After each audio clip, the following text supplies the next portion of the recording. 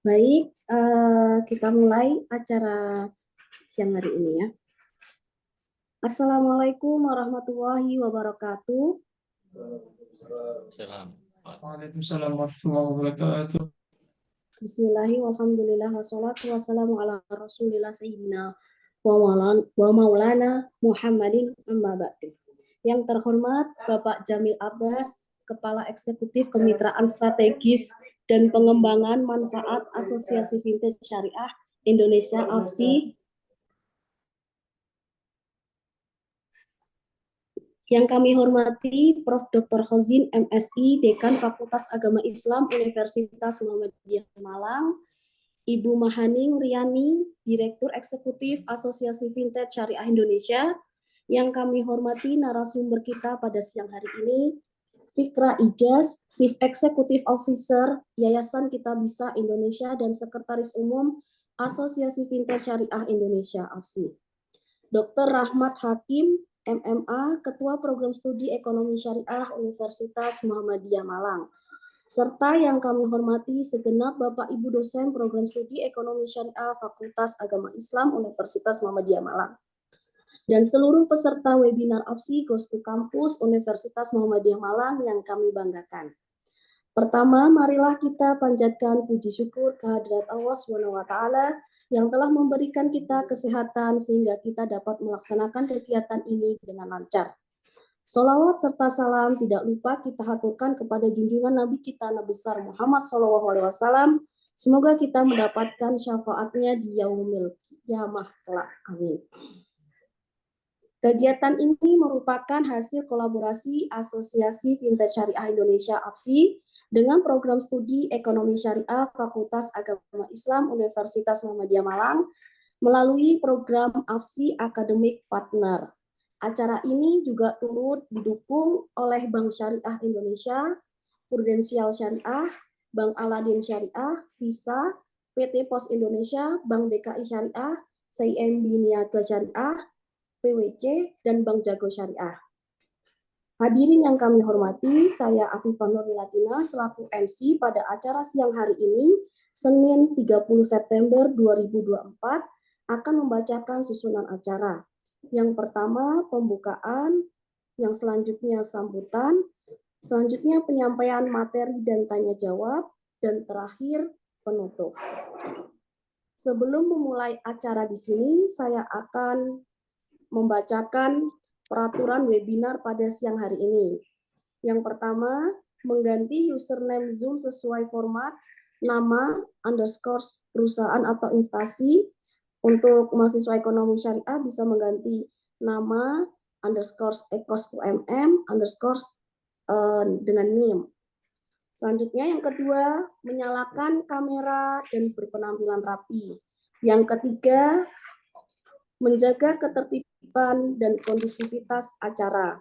Yang keempat, ajukan pertanyaan melalui fitur Q&A chatbox Zoom atau fitur raise hand dengan menyebutkan nama, asal instansi, pembicara yang dituju, dan pertanyaan. Selanjutnya, isi presensi untuk mendapatkan sertifikat kehadiran. Link presensi akan dikirimkan ke chatbox Zoom peserta pada saat akhir acara. Marilah kita buka acara siang hari ini dengan bacaan basmalah bersama-sama. Bismillahirrahmanirrahim. Memasuki acara yang kedua, yakni sambutan oleh Dekan Fakultas Agama Islam Universitas Muhammadiyah Malang, Prof. Dr. Khozin, MSI. Kepada beliau disilakan.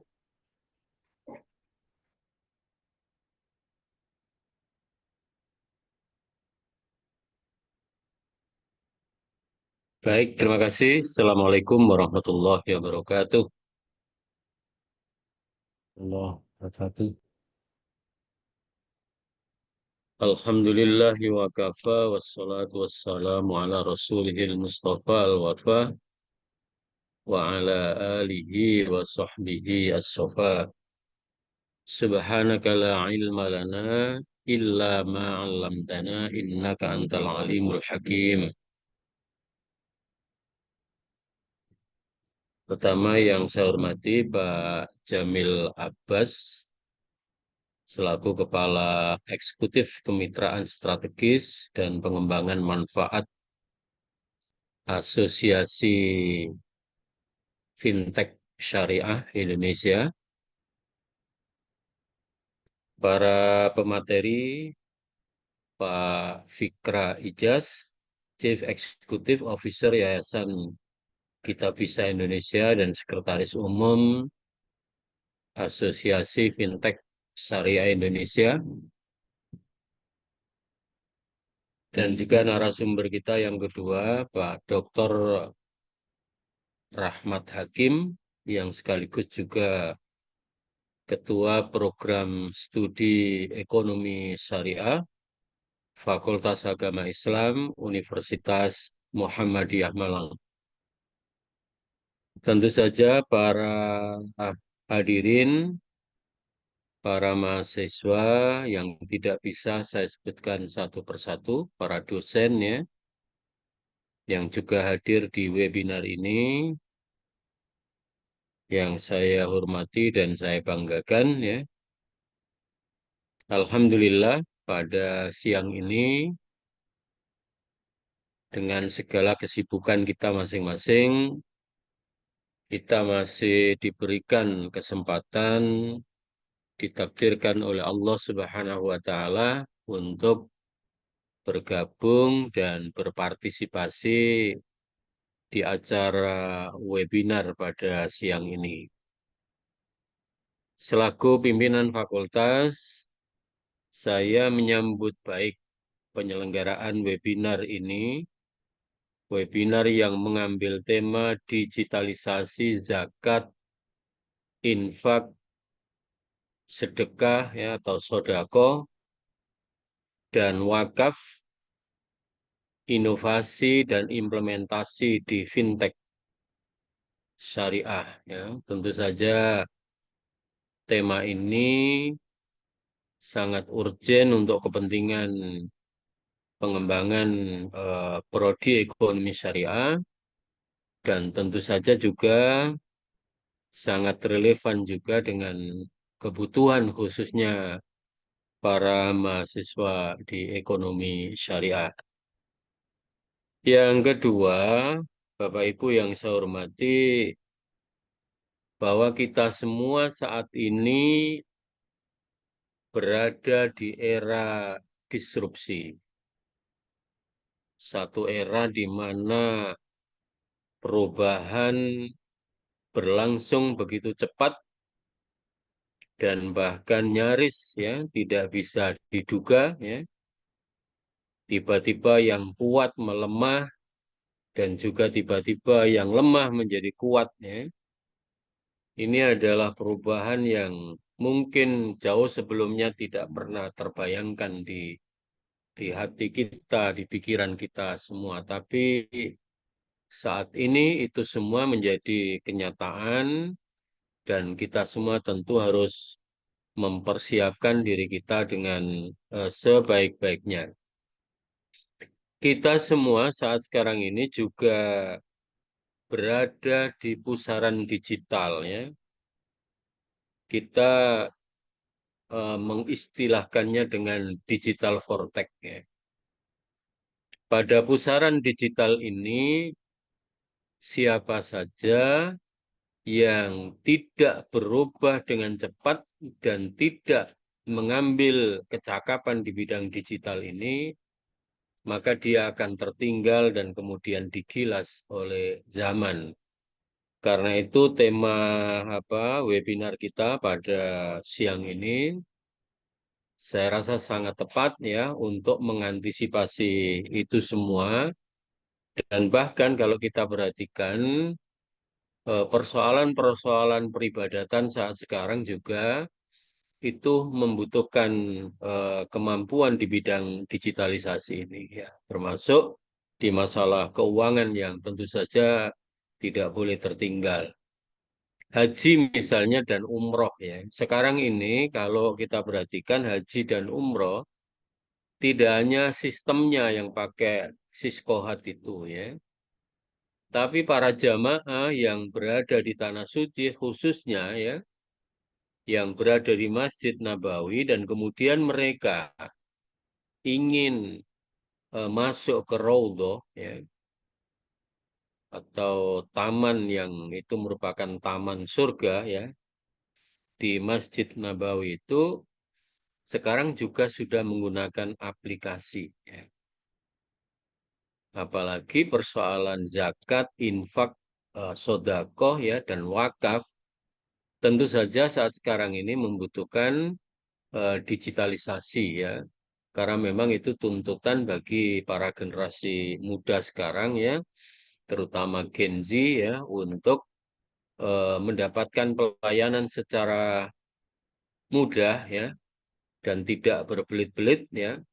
Kapan saja, di mana saja kita bisa bayar zakat ya, tinggal klik-klik tekan tombol selesai. Kapan saja kita mau infak juga seperti itu. Dan agama kita, Bapak Ibu, para hadirin yang saya hormati, sangat memberikan keleluasaan dalam hal-hal yang tentu saja ini sifatnya aspek duniawinya, ya, muamalahnya, ya, bukan persoalan substansi zakatnya, substansi infak dan sodakohnya atau wakafnya, tapi lebih pada penyediaan sarana dan prasarana dalam bentuk digital yang tadi disebut dengan fintech itu ya.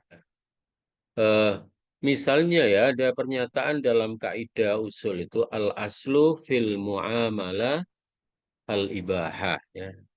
Illa ma dallat dalilu ala khilafihi. Jadi pada dasarnya persoalan muamalah, persoalan duniawiya itu adalah boleh ya, sepanjang tidak ada nas yang memang menunjukkan larangannya itu. Nah, karena itu tidak ada hambatan, tidak ada alasan bagi kita semua untuk merasa terhalang atau terhambat untuk memajukan agama kita dengan penggunaan teknologi digital ini.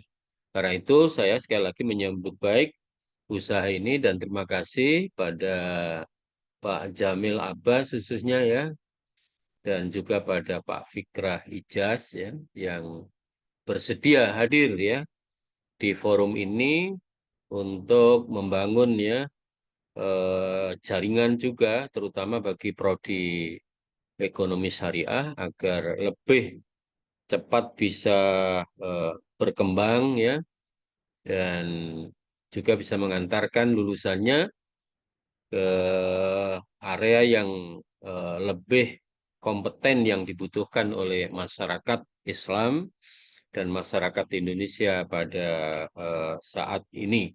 Saya kira itu beberapa catatan yang bisa saya sampaikan ya, dan selamat berwebinar di kesempatan ini pada para mahasiswa dan mungkin juga para undangan, para dosen juga ya.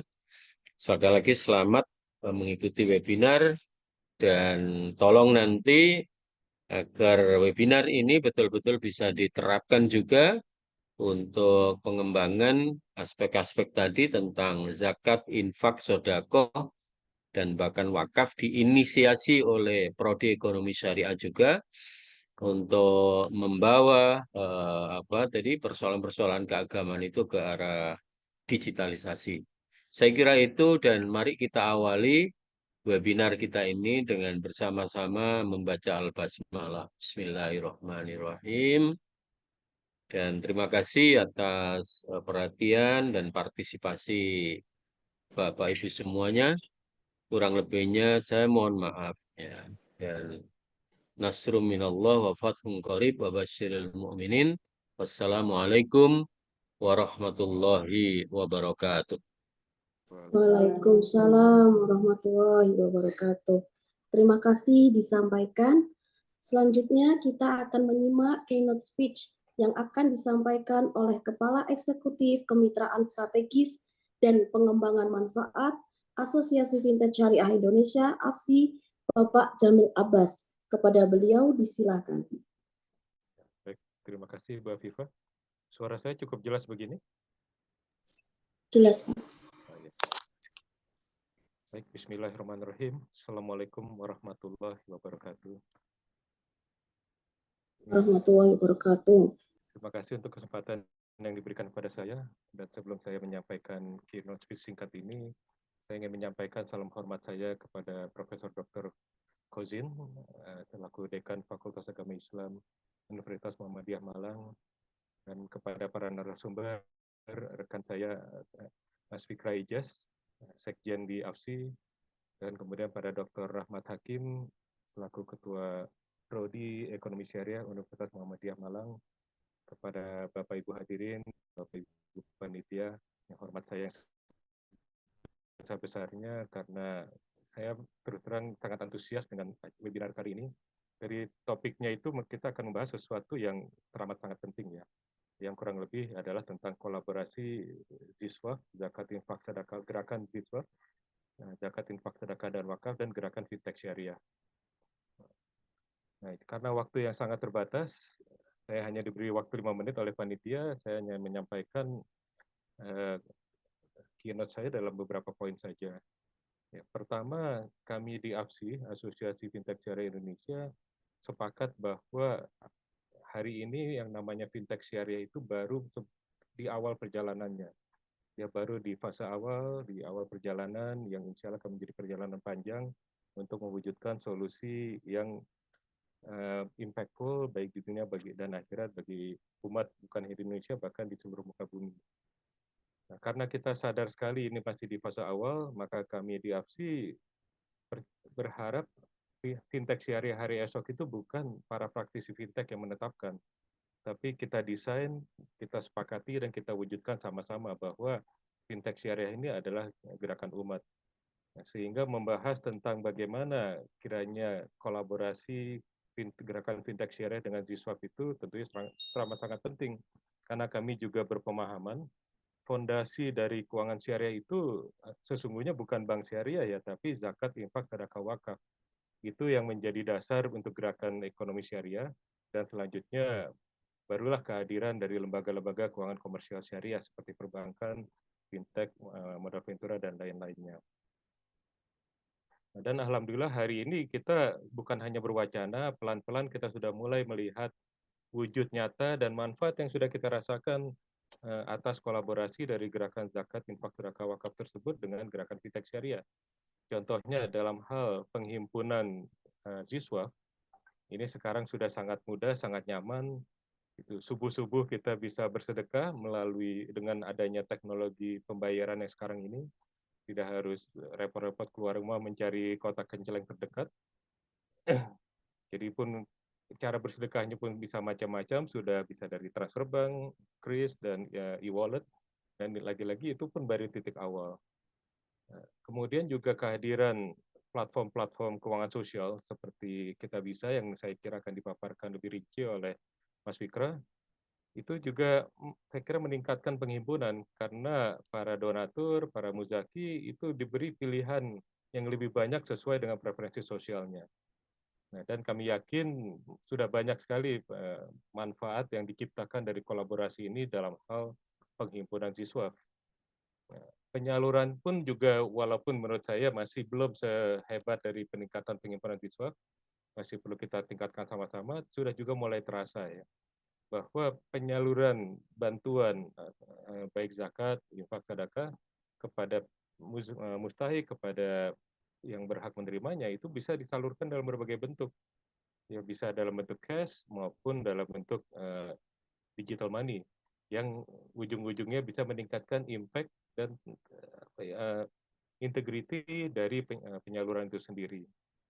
Dan belakangan ini pun kami di AFSI juga aktif mendalami teknologi yang diharapkan meningkatkan traceability, di mana bahwa suatu saat nanti para donatur itu bisa tahu persis uangnya itu nyampainya ke siapa, dipakai untuk apa, gitu, kapan dipakainya, sehingga bisa meningkatkan rasa percaya dan kepuasan dari para donatur maupun muzaki dalam melakukan kegiatan sosialnya. Jadi meningkatkan kepuasan, tapi juga kita saling menjaga, meningkatkan manfaat dari donasi itu sendiri dengan adanya traceability ini. bahwa seringkali pihak yang menerima bantuan terkadang ada godaan-godaan. Nah, dengan adanya teknologi fintech syariah ini, semoga kita saling menjaga, menggiring supaya gerakan Ziswap ini semakin tepat sasaran, semakin impactful, semakin bermanfaat. Nah, dan belakangan dengan kolaborasi fintech syariah dan Ziswap ini, kita bukan hanya bicara emosi sosial. Nah, sudah mulai terjadi diskusi-diskusi dan mulai terjadi piloting praktek-praktek adalah investasi yang terkait dengan dana Ziswap, khususnya wakaf uang ya. Jadi wakaf uang atau investasi untuk mengoptimalkan aset-aset wakaf. Nah, ini sudah mulai tampak kita lihat sejumlah institusi peer-to-peer syariah dan securities crowdfunding syariah berinteraksi aktif dengan berbagai nazir wakaf untuk mewujudkan investasi yang berdampak pada optimalisasi manfaat wakaf. Nah, dan ini bukan hanya wakaf saja, saya yakin juga dana infak dan bahkan mungkin dana sedekah juga bisa dikemas untuk terjadinya peningkatan manfaat yang tentunya tidak boleh melanggar fikih dari semua opsi-opsi itu. Bahwa hebatnya Islam, indahnya Islam, dana sosial pun diajarkan oleh Allah secara cukup rinci. Zakat itu apa, infak itu apa, dan wakaf itu apa, bukan sekedar pokoknya sedekahan, pokoknya donasi sesuka-sukanya. Nah, namun lagi-lagi semua yang sudah kita lihat hari ini, yang sudah kita rasakan, nikmati hari ini adalah sebuah titik awal. Ya, kami yakin banyak sekali hal-hal yang mungkin belum terbayangkan hari ini yang kelak bisa kita wujudkan segera asalkan kita aktif berkolaborasi dan berdiskusi seperti ini. Nah, jadi saya menghimbau kepada Bapak Ibu rekan-rekan peserta webinar ini, mari kita manfaatkan webinar ini seoptimal mungkin, lontarkan pertanyaan-pertanyaan sekritis mungkin, dan juga kalau ada usulan-usulan ya, bahwa AFSI itu walaupun namanya Asosiasi Fintech Syariah Indonesia, itu bukan hanya beranggotakan perusahaan-perusahaan fintech syariah. Justru yang uniknya kita ini hari ini 30% anggota AFSI adalah kampus-kampus. Ya, kenapa? Karena lagi-lagi kami berharap fintech syariah hari esok itu kita desain, kita kembangkan bersama-sama. Dan tentunya peran akademisi luar biasa penting. Nah, dan di dalam AFSI pun juga selain kampus juga ada lembaga zakat, ya, ada aktivis-aktivis sosial. Nah, karena keuangan syariah itu bukan hanya tentang komersial.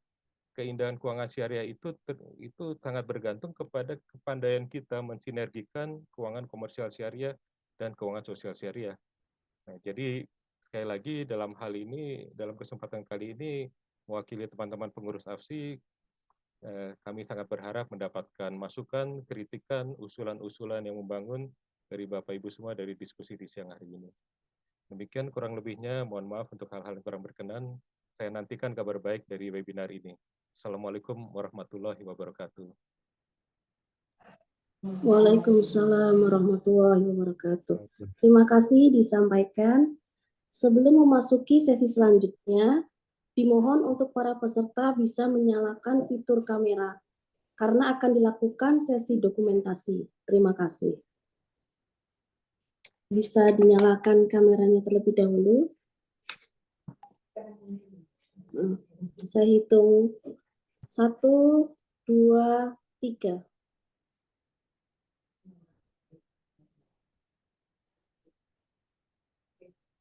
Oke, layar selanjutnya. 1, 2, 3.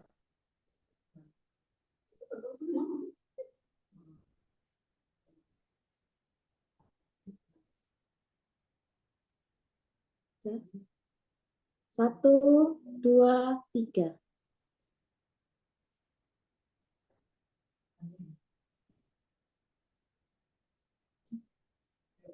Oke, lalu selanjutnya 1, 2, 3.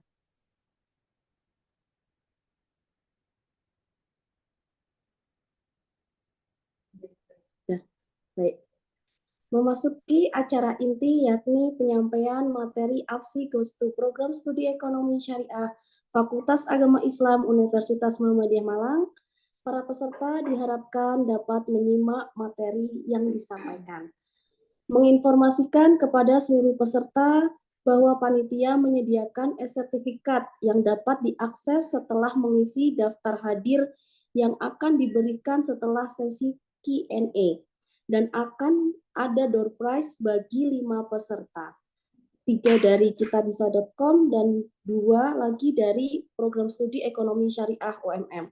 Sehingga dimohon untuk seluruh peserta dapat mengikuti acara hingga akhir.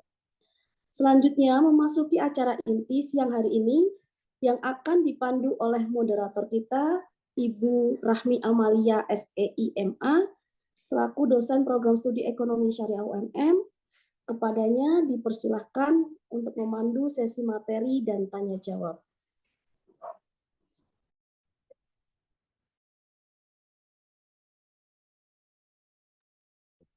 Oke, baik. Assalamualaikum warahmatullahi wabarakatuh. Semuanya. Alhamdulillahirrabbilalamin. Wabihi nasta'in ala umuri dunya waddin. Rabbi shrah li sadri wa yassir li amri wahlul 'uqdatam min lisani yafqahu qawli. Baik, yang saya hormati Bapak Jamil Abbas, selaku Kepala Eksekutif Kemitraan Strategis dan Pengembangan Manfaat dari AFSI. Kemudian yang saya hormati Bapak Prof. Dr. Fauzin MSI selaku Dekan Fakultas Agama Islam Universitas Muhammadiyah Malang, dan yang saya hormati Ibu Mahaning Riana selaku Direktur Eksekutif dari AFSI. Serta yang saya hormati dua pembicara kita yang nanti akan bergabung bersama kita untuk mendiskusikan materi kita pada hari ini, dan juga teman-teman Ekos UMM dan peserta lainnya yang telah hadir di ruang virtual kita pada hari ini. Perkenalkan, saya Rahmi Amalia selaku moderator yang selanjutnya akan memandu acara kita kurang lebih satu setengah jam ke depan yang akan fokus membahas bagaimana sih filantropi Islam dan digitalisasinya melalui fintech, gitu ya, dari pemateri-pemateri kata yang cukup pakar untuk membahas topik kita pada hari ini. Di sini kita telah membersamai kita ya para pemateri yang telah ahli dengan topik pembahasan kita pada hari ini, yakni Bapak Fikra Ijaz dan Bapak Rahmat Hakim. Assalamualaikum Bapak Fikra. Waalaikumsalam warahmatullahi Mau nyapa wabarakatuh. dulu nih. Waalaikumsalam. Assalamualaikum Pak Rahmat. Waalaikumsalam. Oke. Dua pemateri kita sudah hadir bersama kita. Langsung saja ya, tidak usah berlama-lama. Untuk kegiatan inti pada hari ini, itu ada di sesi pertama materi yang akan disampaikan oleh Bapak Fikra, dan juga dilanjutkan dengan sesi kedua nanti oleh Bapak Rahmat. Tapi sebelumnya, saya akan memperkenalkan dulu nih untuk pemateri pertama kita, yaitu Bapak Fikra Ijaz. Beliau merupakan CEO dari Yayasan Kitabisa.com dan juga sekaligus Sekretaris Umum dari AFSI. Nah, beliau merupakan co-founder juga dari Kitabisa.com ya. Ini platformnya yang cukup sering nih berseliweran di sosmed saya terutama. Mungkin Kitabisa.com tahu saya orang baik ya, jadi sering sering berdonasi, atau karena bubble filternya tahu nih saya jarang sedekah atau gimana. Aduh, jadi harus sering-sering bersedekah nih sepertinya. Nah, secara umum ya, saya lihat dari CV beliau ini menunjukkan keahlian beliau ini dalam dunia manajemen dan teknologi. Gitu. Pengalaman beliau ini sudah 10 tahun berkiprah di platform kitabisa.com. Hal ini menunjukkan bahwa social finance itu sangat bisa didigitalisasi ya. Gitu. Nanti akan diceritakan lebih lanjut oleh beliau bagaimana sebenarnya digitalisasi dari Ziswaf, gitu ya, singkatan dari zakat, infak, sedekah, dan wakaf. Oke, naik angkot hingga jet pribadi, yang penting ada yang dituju. Segera pemaparan oleh pemateri, inilah yang kita tunggu-tunggu. Langsung saja saya persilakan kepada Bapak Fikra Ijaz untuk memaparkan materi. Waktu yang diberikan kurang lebih 30 menit dari sekarang. Silakan Bapak. Terima kasih Bu Rahmi. Bismillahirrahmanirrahim. Assalamualaikum warahmatullahi wabarakatuh. Selamat sore rekan-rekan semuanya yang saya hormati, Prof. Fauzin, Mas Bro Jamil, dan kawan-kawan dari UMM. Izin buat Pak Rahmat juga ya, saya ada materi yang ingin dipaparkan. Saya share screen dulu. Mudah-mudahan nggak terlalu lama, jadi kita nanti bisa banyak diskusinya sama teman-teman sekalian di sini.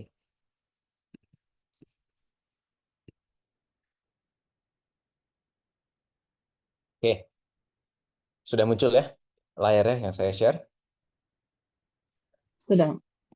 Oke, jadi ada dua materi dari saya. Yang pertama mungkin latar belakang dari tema ini sendiri ya, tema hari ini tentang digitalisasi, ZISWAF, gitu kan, dan peranan dari fintech syariah. Nah, yang kedua nanti contoh prakteknya yang kami aplikasikan di ekosistem atau di aplikasi Kita Bisa tadi yang memang spesialisasinya tuh menarget orang-orang baik ya, seperti Bu Rahmi. Kami punya algoritma untuk bisa membaca kondisi hati gitu ya. Yang, oh ini baik nih, kita target nanti. Oke. Tapi sebelumnya, saya di sini dua topi, selain sebagai co-founder dan CEO dari Kita Bisa, saya juga hari ini, seperti yang tadi disampaikan oleh Pak Jamil ya, mewakili AFSI selaku Sekum atau Sekjen. Nah, buat teman-teman di sini, insya Allah udah pada kenal semua ya. Tapi kalau belum kenal sama AFSI, Asosiasi Fintech Syariah Indonesia ini jadi kayak semacam wadah ya, untuk jadi partnernya industri fintech, khususnya fintech syariah, kita supaya industri ini bisa berkembang. Jadi kita partnering sama regulator. Kalau fintech syariah, regulatornya pasti OJK ya, Otoritas Jasa Keuangan. Nah, tapi nggak berhenti di situ. Kita juga bermitra dengan banyak ekosistem gitu. Termasuk kita bisa mungkin fintech sosial ya, bukan fintech yang sifatnya pembiayaan atau apa namanya securities crowdfunding.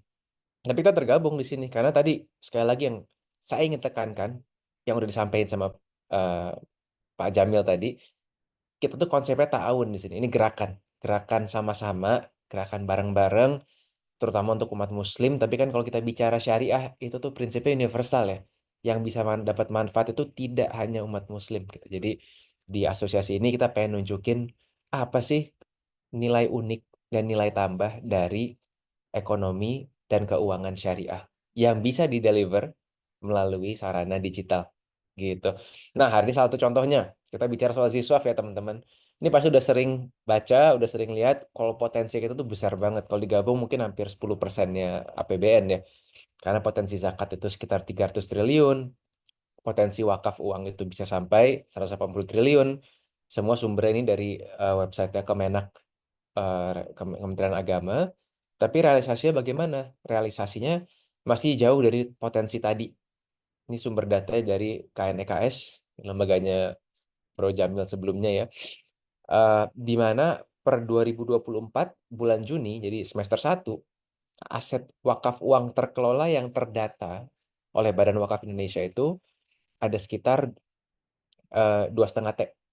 Hanya 2,5 T dari potensi 180 tadi ya. Ini ngomongin aset wakaf. Gimana tuh maksudnya? Ini aset wakaf, spesifiknya wakaf uang.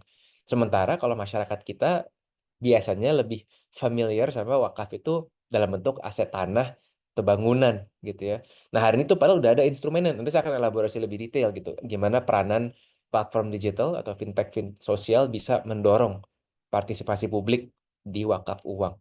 Karena kalau bicara wakaf tanah, nggak semua kita tuan tanah ya atau punya tanah. Tapi kalau bicara wakaf uang, berapapun uang yang kita punya sekarang, kita bisa partisipasi menjadi seorang wakif. Dan kita semua insya Allah tahu ya, kalau zakat wajib, kalau wakaf itu sifatnya sunnah, tapi insya Allah memberikan amal yang jariah. Nah, tapi kita bicara yang wajib aja, juga belum terrealisasi potensinya nih. Dari 300 triliun, baru 10% ya teman-teman, yang terdokumentasi oleh Basnas. 32,3 triliun di tahun 2023. Dan ini kalau dilihat, ini istilah teknis ya, ada on balance sheet, ada off balance sheet gitu ya. Kalau yang warna hijau besar tuh berbasis pelaporan aja, jadi nggak langsung tercatat secara direct pelaporannya oleh Basnas gitu ya. Tapi regardless, kira-kira jadi estimasi ada 32 triliun zakat yang terkumpul 2023 melalui lembaga-lembaga yang terdaftar dan dinaungi oleh Basnas. Di luar itu bisa jadi bukan orang nggak berzakat ya, bisa jadi zakatnya kita salurkan ke lingkungan yang belum bekerja sama dengan Basnas. Kalau kita lihat snapshot data dari Institut Fundraising Indonesia, kita tuh ya Muslim kan sekitar 238 juta, ada 12 ribuan amil zakat, teman-teman. Jadi nggak sedikit sebetulnya ya. Jumlah amil yang tersebar di seluruh Indonesia, ada amil tetap, ada amil kontrak. Gitu. Kalau tetap nih yang memang full time mengerjakan ini, lalu berdasarkan tadi IFI ya, yang tersertifikasi baru 12%. Tersertifikasi sebagai amil yang artinya apa? Mereka mungkin artinya sudah melalui proses capacity building dan pelatihan untuk mengetahui standar-standar terbaik atau best practice sebagai amil zakat gitu ya. Sebenarnya kita bisa lihat bahwa pemberi zakat atau muzaki itu ada 92 juta jiwa, tapi lebih banyak lagi sebetulnya mustahik atau orang-orang yang berhak mendapatkan zakat tersebut di 123 jiwa. 123 juta jiwa, maaf. Ini data tahun 2023. Jadi dari sini terlihat ya mapping jumlah amilnya, jumlah muzaki yang bisa dilayani gitu kan, dan jumlah mustahik yang berhak mendapatkan porsi zakat mereka. Kenapa terus penting kita bicara hari ini soal digitalisasi Ziswaf? Saya mengutip, ini bukan kata saya ya, kalau ini kata dari Pak Muhibudin dari Kemenak gitu ya, khususnya di akreditasi audit lembaga zakat. Kenapa? Ini saya garis bawahi warna merah. Karena ini berkaitan langsung terhadap trust, terhadap giroh, semangat dari masyarakat untuk berzakat, dan lebih jauh lagi tentu berziswaf gitu ya. Ketika kita bayar-bayar aja dan lalu dikabarkan, wah pengumpulan naik terus, tapi kita nggak tahu itu pengumpulannya kemana, nah itu mungkin akan membuat adanya pertanyaan di dalam hati para muzaki atau para pemberi donasi gitu ya, infak. Ini kemana ya? Jadi apa ya gitu. Nah ini bukan berarti para amil tidak melakukan dengan program atau implementasi dengan baik, tapi bisa jadi PR-nya adalah komunikasi. Dan sarana digital adalah sarana yang sangat baik untuk bisa meningkatkan transparansi, akuntabilitas, dan komunikasi tersebut. Gitu. Sekali lagi ya, ini kaitannya ke trust. Kalau trust itu hilang, ini dunia sosial dan filantropi ini landasan terbesar adalah trust. Karena kita ngasih sesuatu, nggak berharap ada kembalian barang, kembalian layanan, atau kembalian imbalan ya, selain mungkin insya Allah amal yang dicatat oleh Allah Subhanahu wa Ta'ala gitu ya. Tapi tentu kita juga pengen tahu bahwa uang ini dipergunakan dengan baik. Inilah peranan dari sektor digital, dari sektor fintech syariah yang sangat bisa dioptimalisasi. Terakhir, kalau untuk latar belakang, ini kemarin saya baru ikut salah satu seminar FGD ya dari Bappenas terkait kerangka perlindungan sosial. Dan teman-teman di sini kalau di prodi keuangan atau ekonomi syariah pasti juga tahu ya sejarah peranan Baitul Mal, peranan Ziswaf gitu ya. Tadi Pak Jamil juga sampaikan bahwa kekuatan terbesar dari mungkin bukan terbesar ya, tapi kekuatan besar dan kekuatan unik dari ekonomi syariah adalah kentalnya nuansa ta'awun, tabaru, ya, tolong menolong, kedermawanan, kebajikan gitu ya, yang diwakili dengan adanya Ziswaf.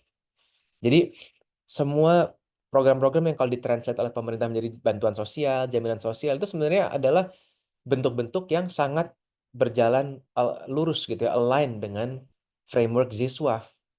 Artinya apa? Semakin tinggi pengumpulan Ziswaf dan semakin baik implementasinya, kita juga membantu, kita nggak bicara membantu pemerintah, teman-teman. Kita membantu sesama. Kita membantu saudara setanah air kita dengan penguatan di zakat, infak, sedekah, dan wakaf. Gitu. Oke, nanti kita boleh ngobrol-ngobrol soal itu ya. Nah, next-nya ini saya ada materi mengenai apa saja yang selama ini sudah diimplementasikan dan saat ini ada di Kitabisa, ya mungkin bisa jadi inspirasi buat teman-teman, atau bukan nggak mungkin kita bisa jadi ruang untuk kolaborasi ke depannya. Nah, saya mulai dulu ya dari kenalan ulang lagi tentang Kitabisa. Kitabisa adalah sebenarnya singkatnya platform yang memfasilitasi gotong royong online.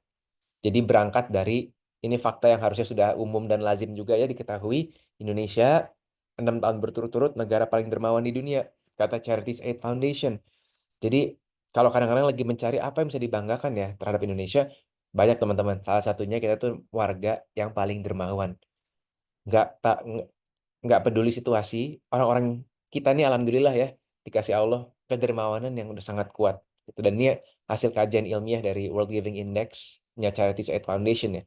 Jadi bukan kita self-claim, bukan klaim sendiri.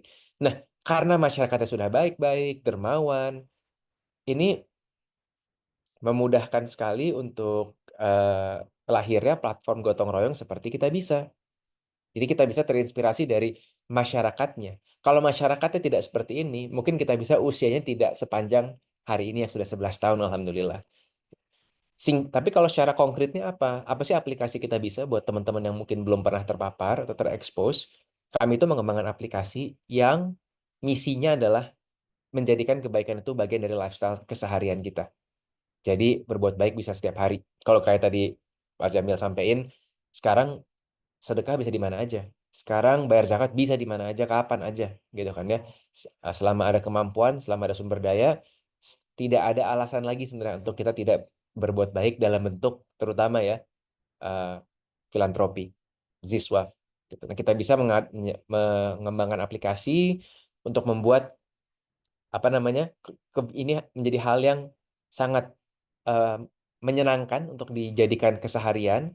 Kalau teman-teman lihat ada yang hati-hati itu ya, hearts-nya jadi streak sehingga orang terus terus menjadi semangat gitu untuk donasi terus-menerus tanpa putus gitu ya. Karena amal yang terbaik itu kan amal yang dilakukan secara konsisten gitu. Lalu kami juga ada fitur yang mempermudah kalau orang misalnya pengen setiap hari tapi suka kelupaan, ada fitur donasi otomatis. Teman-teman ngisi top up sekali, kayak top up pulsa, ntar tiap hari kita salurin, teman-teman tinggal baca disalurin kemana, bisa pilih customize kategorinya apa gitu kan. Dan di sini kalau banyak teman-teman dari mahasiswa, saya hakul yakin pasti para pengguna TikTok atau Instagram Reels, kita bisa baru bulan ini sorry, mendeploy Reels ya kita bisa. Yang ini insya Allah kontennya tidak ada yang near faedah ya. Konten-kontennya ini mengabarkan tentang progres atau penyaluran dari Ziswaf yang diberikan oleh para muzaki atau donatur. Jadi ini timeline isinya sebetulnya bentuk pertanggungjawaban juga nih dari para pengguna kita bisa yang menggalang. Gitu. Karena kita bisa kan menghubungkan dua sisi. Orang yang mau menyumbang, orang yang mau berbuat baik, sama orang yang sedang menggalang. Jadi boleh sekali-sekali eh, screen time-nya ditujukan juga nih, biar semakin semangat, biar semakin eh, penuh harapan ya bahwa masih banyak kebaikan, masih banyak orang baik jangan kalah berisik, makanya ditonton nih Reelsnya kita bisa. Nah, latar belakang dari para user kita bisa juga sangat menarik teman-teman, karena selain dari sisi geografis tersebar di seluruh Indonesia, tapi juga latar belakangnya macam-macam gitu ya. Ada yang ini kan kami punya timeline doa ya, ketika donasi atau zakat itu bisa menyertakan doa. Doa-doa ini mencerminkan betapa ragamnya orang-orang yang tercakup atau terjangkau oleh network atau aplikasi kita bisa. Karena ada orang-orang yang mendoakan untuk orang tuanya, ada orang-orang yang mendoakan orang yang dibantu atau pasiennya. Tapi nggak jarang juga orang sebenarnya melakukan eh, donasi ya atau infak sambil mendoakan untuk dirinya sendiri ketika sedang ditimpa musibah, ketika ada keadaan sulit. Jadi ini hanya menampilkan keragaman ya dari para komunitas donatur yang ada di Kita Bisa hari ini. Contoh yang cukup populer ya, eh, pengen dapat beasiswa chevening untuk lulus kuliah atau dapat beasiswa atau masuk ke perguruan tinggi tertentu yang tuju, dapat jodoh itu sangat sering gitu ya. Bahkan nggak ada yang pernah ditulis juga namanya. Kayaknya tuh Mbak Afifah tersenyum gitu ya. Eh, Sangat bisa apa namanya menuliskan doa apapun. Nah, kita sebagai user lain yang membaca bisa ngaminin gitu. Jadi ngekliknya pun juga nggak hanya nge-love tapi ngaminkan doanya ya, insya Allah. Jadi kita dapat pahala juga mendoakan doa-doa yang baik. Nah, kita bisa tadi usianya udah tahun ke-11 dan selama sepanjang 11 tahun ini alhamdulillah sudah memfasilitasi lebih dari 10 juta donatur ya. Baik itu yang dia menyalurkan donasi, infak, zakat maupun wakaf dan lain-lain. Total kumulasi itu 5 triliun selama 11 tahun ini yang tersalurkan. Sekali lagi, kalau angka itu selalu relatif ya. Kalau tadi dibandingkan dengan potensi ini masih kecil sekali gitu. Tapi kalau kita melihat ini datang dari 10 juta orang yang menyalurkan ada yang sejuta, ada yang 100 ribu, ada juga 1.000 rupiah.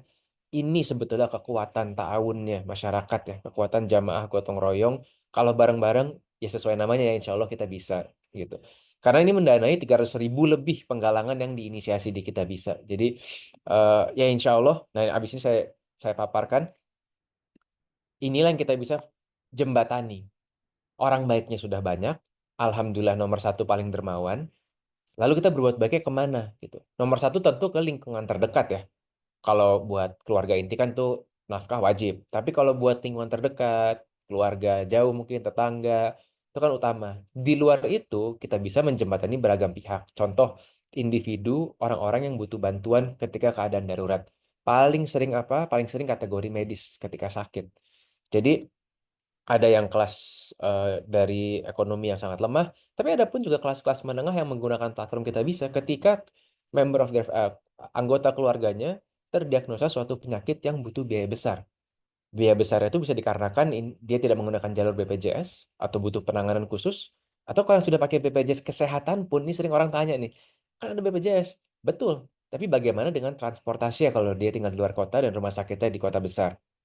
Bagaimana dengan biaya kesehariannya kalau dia harus blok waktu untuk perawatan? Jadi banyak sekali jenis-jenisnya. Nah, apa yang kita bisa lakukan? Satu, selain menyediakan sarana buat transaksi online, donasi online-nya terlihat semua terkumpul berapa dananya, dari berapa orang, kami melakukan verifikasi. Ini yang sering ditanya sama orang-orang. Kita bisa tuh ngeverifikasiin nggak sih? Gimana cara mastiinnya ini benar? Nah, ini yang kami lakukan. Perlu saya sampaikan dari depan bahwa proses verifikasi ini kami lakukan sebaik-baiknya, namun ini tentu tidak sempurna. Karena yang kita bisa lakukan ada di 3 tahap. Satu, memverifikasi identitas. Dua, memverifikasi pasien. Yang ketiga, memverifikasi saat proses pencairan donasinya. Tapi setelah uang berpindah tangan, kami belum punya superpower bisa mengontrol rekening orang-orang ya yang menerima bantuannya atau organisasi. Sehingga ada aspek pengawasan secara komunitas juga yang perlu dilakukan gitu. Itulah kenapa kita punya fitur update supaya orang-orang yang menggalang dana setelah diverifikasi 3 langkah tadi dan dana sudah diberikan, dicairkan, juga bisa secara akuntabel melaporkan ini dana sudah saya pakai untuk ini, untuk itu, terima kasih gitu ya. Nah, di tahap terakhir inilah yang secara platform kita bisa memang bergantung pada setahunnya bersama-sama nih komunitas saling mengabarkan atau melaporkan kalau ada yang mungkin dianggap mencurigakan atau bisa jadi kurang amanah gitu ya. Nah, ini satu contoh kalau di individu. Kita juga menaungi tadi karena spiritnya kolaborasi, kalau kata Pak Jamil tadi, kita juga menyediakan sarana galang dana bukan hanya buat individu, tapi buat organisasi atau lembaga non-profit. Kenapa? Karena kalau individu tadi kan ad hoc ya, ketika ada kebutuhan baru dia galang dana. Kalau organisasi, lembaga sosial, lah memang setiap hari kerja profesionalnya adalah untuk menyentaskan atau untuk mengadres suatu isu sosial.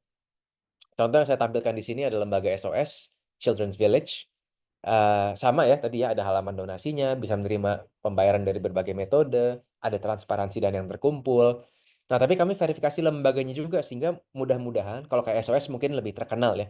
Tapi kalau untuk lembaga-lembaga yang baru, yang relatif belum dikenal, itu juga bisa menguatkan kepercayaan donatur terhadap lembaga yang bersangkutan. Dan ada transparansi juga sekali lagi ya, bagaimana dana itu digunakan. Eh, Berapa yang dipakai untuk program, berapa yang dipakai untuk mungkin dia menganggarkan untuk iklan, dan berapa yang masuk untuk jadi biaya platform Kita Bisa. Ini juga sering orang teman-teman tanya, terus Kita Bisa dari mana hidupnya? Salah satunya, setiap penggalangan itu 5% jadi biaya ujrohnya ya, atau biaya platform dari Kita Bisa. Jadi kalau 100 juta, 5 jutanya untuk Kita Bisa biaya platform, 95 jutanya untuk penggalangan yang dibantu. Selain organisasi ada rumah sakit juga, karena tadi banyak pasien ya, jadi kami akhirnya bermitra juga dengan ratusan rumah sakit. Masing-masing rumah sakit membuka pundi-pundi sosialnya. Sehingga apa? Suatu ketika, atau kalau ada kasus yang mungkin nominal tidak besar, tidak perlu galang dana, tinggal mengajukan ke rumah sakit. Jadi rumah sakit pun bisa punya peranan seperti lembaga sosial gitu ya, yang bisa mensubsidi kebutuhan-kebutuhan medis tertentu ketika mereka punya dana-dana taktis atau pundi-pundi sosial yang sudah terkumpul bersama Kita Bisa gitu. Nah, sebagian rumah sakit mengadakan kegiatan seperti ini. Dan ini sangat sangat strategis ya, karena kami punya harapan dan cita-cita ya suatu hari tidak perlu ada orang spesifik individu yang harus galang dana, kecuali mungkin kasusnya besar sekali biayanya ya.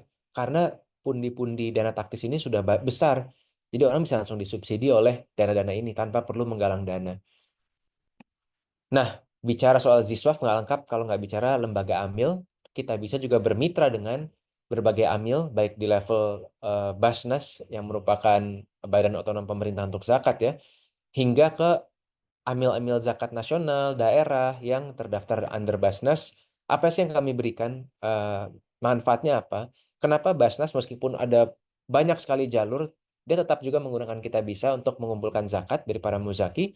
Karena satu tadi, balik ke fungsi transparansinya, itu sudah menjadi nilai tersendiri. Yang kedua, ada fitur zakat otomatis, jadi orang akan bisa auto debit atau diingatkan setiap bulan. Dan yang ketiga, sekali lagi balik ke kata kunci transparansi, akuntabilitas, dan trust. Karena teman-teman di sini jadi bisa lihat, ini Basnas contoh sepanjang hayatnya di Kitabisa mungkin mengumpulkan 63 miliar, sisa dana yang belum dicairin hari ini lagi ada di saya screenshot mungkin 2 minggu yang lalu ya 400 juta. Dan setiap pencairan itu ada dokumentasinya. Jadi bisa lihat untuk program apa, harapannya sekali lagi ya, semakin membuat para muzaki yakin dan semangat membayarkan zakatnya karena terlihat impact-nya, kelihatan dampaknya kemana gitu. Inilah yang membuat para muzaki. Nah, ini cukup menarik karena sekarang kita juga punya kolaborasi dalam bentuk ini ya, di mana sebuah program atau penggalangan itu penerima bantuannya bisa diajukan oleh publik. Ini contoh beasiswa yang cukup umum. Kami berkolaborasi dengan Narasi, medianya Mbak Najwa Shihab ya, untuk membuat celengan beasiswa Narasi. Yang mana orang-orang yang mau menjadi penerima bantuan beasiswa bisa mengajukan sendiri, lalu mengikuti prosesnya. Ada formulir, ada interview, dan lain-lain. Sehingga apa? Ini juga bagian dari transparansi nih, bahwa bahkan publik pun juga bisa secara terbuka apply sebagai penerima bantuan. Ini bukan zakat ya, kalau ini lebih ke infak, program sosial. Jadi siapapun yang sedang mengalami masa sulit untuk bisa menutupi ke biaya yang related sama pendidikan. Contoh nih ya, kalau lihat di screenshot ada UKT, laptop, jasa lab, buku, penunjang kuliah, sewa kos, itu bisa mengajukan bantuan dari celengan beasiswa Narasi. Ini satu dari ada sekian banyak program-program kolaborasi dengan mitra yang udah dua arah tadi sifatnya tuh. Jadi pengajuannya bisa dilakukan langsung oleh publik. Nah, sekali lagi apa fitur dasar kita bisa selalu adalah transparansinya. Jadi siapa penerimanya juga selalu diupload secara rutin. Di sebelah kanan teman-teman bisa lihat tuh ya ada nama-namanya dan sekali dan nominal yang diterima. Tapi hari ini bicara digital, ada istilah yang lebih juga nggak kalah populer namanya O2O ya, atau offline to online. Kenapa? Terutama setelah pandemi, kita kan udah masuk ke kalau Mark Zuckerberg suka bilangnya sekarang mixed reality ya, karena dia kan lagi ngedevelop smart glass yang bisa ngegabungin AR sama apa namanya eh, dunia nyata ya. Jadi terjadi mixed reality. Kita belum sekeren itulah, tapi pada prinsip dasarnya dengan terobosan dari Bank Indonesia bernama QRIS, kita bisa mengeluarkan namanya QRIS Kita Bisa. Sebenarnya QRIS biasa, tapi nyambung ke halaman tadi ya, halaman-halaman kita bisa. Jadi bayangkan kalau yang pakai masjid, tinggal ditampilin nih di layar saldo hari ini berapa yang belum kepake. Terus mungkin suatu hari dengan ada menu bisa ngajuin, atau kalau ada orang datang ke masjid yang langsung tinggal ngobrol sama DKM-nya ya, ya bisa ngajuin karena saya lihat nih masih ada dana untuk apa namanya modal usaha UMKM, boleh nggak saya mengajukan, ikutin prosedurnya. Sekali lagi apa? Kita pengen ngebawa spirit transparansi, akuntabilitas, dan trust ini ke praktek filantropi di offline, dunia real gitu ya, bukan di dunia layar. Jadi di masjid, rumah ibadah lainnya, mungkin di panti asuhan, atau tempat-tempat lain yang relevan, kantornya lembaga. Sehingga apa? Sekali lagi, dermawannya tuh udah keren banget orang Indonesia, tapi tidak jarang disalahgunakan. Nah, semakin orang bisa dijaga kepercayaannya, insya Allah ya kedermawannya semakin dahsyat lagi gitu. Tadi Mas Jamil juga sempat mention mengenai wakaf uang. Eh, kita bisa juga sekarang memfasilitasi pengumpulan dari teman-teman Nazir berupa wakaf uang. Wakaf uang ini terutama dikelola secara produktif ya. Jadi gini, perbedaan utamanya nih. Kalau kita nyumbang infak ke program sosial, dananya yang langsung dikasih ke program tersebut, selesai. Alhamdulillah. Kalau wakaf uang, teman-teman wakafnya itu diinvestasiin, dikelola kayak aset manager. Ada yang ditaruh di reksadana syariah, ada yang taruh di sukuk, ada yang taruh di penyertaan modal untuk bisnis-bisnis yang lolos resiko gitu ya. Profit dari pengelolaannya itulah yang dikasih ke program sosial. Artinya apa? Prinsipal dananya nggak bakal turun. Itu kewajiban nazir untuk menjaga prinsipalnya berkembang terus gitu. Artinya apa? Kalau kita ngomongin amal jariah, itu bukan sekedar ilustrasi bayangan di level yang abstrak. Di dunia nyatanya pun manfaatnya tuh berkelanjutan, sustainable kalau bahasa zaman sekarangnya. Jadi luar biasa keren konsep wakaf itu sebetulnya kalau kita pahami, kalau aja kita literasinya makin kuat. Makanya ada sesi hari ini ya. Semoga teman-teman juga makin semangat tidak hanya membayar kewajiban zakat buat yang sudah masuk nisabnya, nggak hanya infak kalau punya uang lebih dan memberikan yang terbaik, tapi juga memberikan wakaf. Nah, kenapa di presentasi saya tadi judulnya Ziswaf dalam kurung tak? Kenapa? Karena kita bisa baru menambahkan keluarga terakhir dari filantropi, ekosistem filantropi Islam itu takaful. Takaful ini bahasa keuangannya asuransi sebenarnya. Tapi sebenarnya asuransi, kalau versi syariah ya, eh, itu akadnya tabaru, akad berbuat baik, sosial. Jadi sebetulnya keluarganya lebih natural ada di ekosistem tabaru juga, ekosistem Ziswaf. Makanya kita bisa hari ini menyebut diri sendiri ya sebagai ekosistem Ziswaf, zakat, infak, sedekah, wakaf, dan takaful. Kenapa? Karena konsep takaful itu kan kayak nyumbang donasi, tapi yang dibantu adalah sesama anggota kemudian hari kalau ada resiko kecelakaan, sakit, ada yang meninggal, jadi keluarganya bisa dapat santunan gitu kan. Sama jadi konsepnya kayak crowdfunding gitu ya, kayak Ziswa, kayak infak. Tapi bukan buat ngebantu hari ini, buat ngebantu resiko di kemudian hari. Nah, ini yang terbaru dari kita bisa ya, lini takafulnya namanya saling jaga. Dan insya Allah ya ini juga menjadi melengkapi ya ekosistem Ziswaftak supaya kedermawanan masyarakat Indonesia bisa termanifestasi dengan dampak yang sebesar-besarnya. Oke, terakhir ini beberapa aja. Kita juga punya pilar-pilar yang sedang kita dalami sehingga dampak-dampak sosialnya itu tidak hanya donasi disalurkan tapi bisa terukur. Karena sekarang banyak indikator mengukur dampak yang udah lebih tajam, lebih sophisticated ya, seperti SROI atau Social Return on Investment. Itu jadi kita bisa benar-benar tahu donasi kita tuh jadi apa, dampaknya bagaimana. Dan semakin kita bisa tajam menganalisa, sekali lagi, mudah-mudahan semakin masyarakat semangat dan trust untuk memberi yang terbaik gitu ke berbagai lembaga. Terakhir, ini yang mungkin populer di kalangan mahasiswa dan teman-teman khususnya Gen Z ya. Balik ke offline lagi gitu. Kita bisa isinya ribuan penggalangan dana, organisasi, komunitas, tapi semua dilihat dari layar. Mau kita tadi bikin video reels semua layar dan terbatas. Rasa yang didapat tuh senang juga sih gitu ya, tapi terbatas. Makanya kita sekarang melahirkan voluntrip untuk mendekatkan secara dunia nyata ya teman-teman dengan kegiatan atau aktivitas sosial yang dilakukan oleh jaringan kita bisa.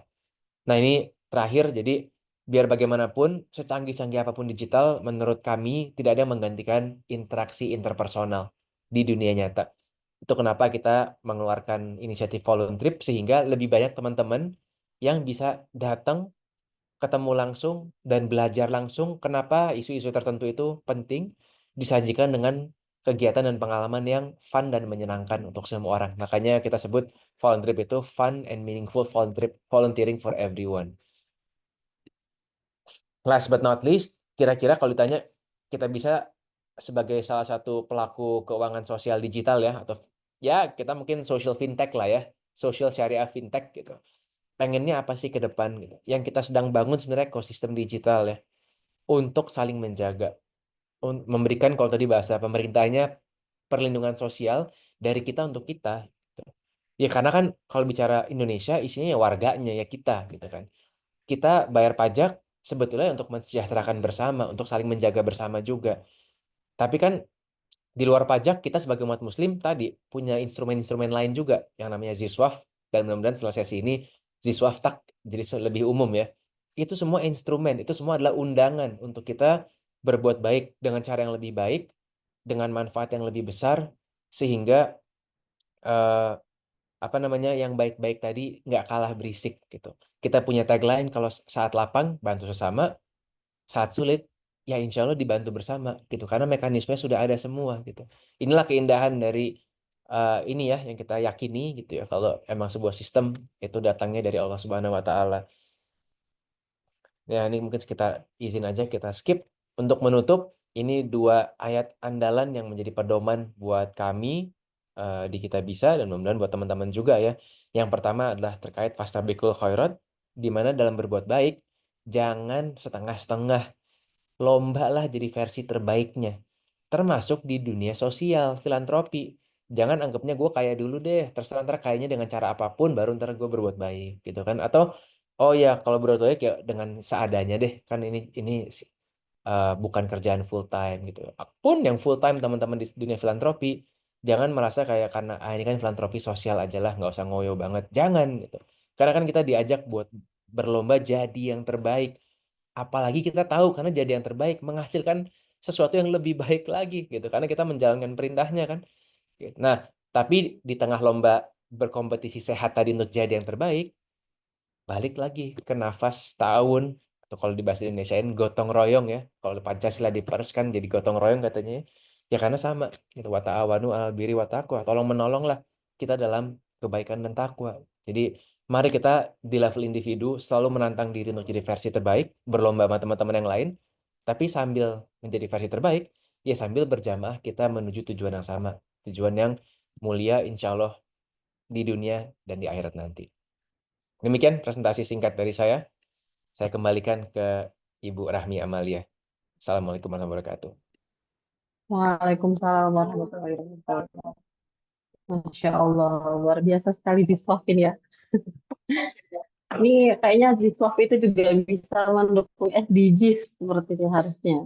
Jadi SDGs itu sangat ini ya, bisa didukung secara oleh wakaf, bagi zakat ya dari sisi ini kalau bisa fiskalnya orang Islam gitu ya, Pak ya. Oke, luar biasa materinya. Ini teman-teman sekalian masih on ya di sini ya. Gitu. Jangan lupa loh, ini ada door prize-nya loh. Jangan lupakan door prize. Oke, kalau tadi kita sudah mendengarkan bahwa pentingnya digitalisasi oleh apa Ziswaf ya, zakat infak sedekah, dan tadi tambahan takaful ya, Ziswaf tak gitu, yang masih satu rumpun donasi dalam Islam. Nah, ini selanjutnya di sesi berikutnya akan disampaikan materi kedua oleh Bapak Dr. Ahmad Hakim MMA. Beliau adalah Ketua Prodi Ekonomi Syariah eh, Fakultas Agama Islam Universitas Muhammadiyah Malang. Nah, beliau sangat aktif eh, dalam meneliti dari sisi zakat ya, zakat dan apa sosial finance lainnya di dalam Islam. Nah, langsung saja, tidak usah berlama-lama, waktu 30 menit.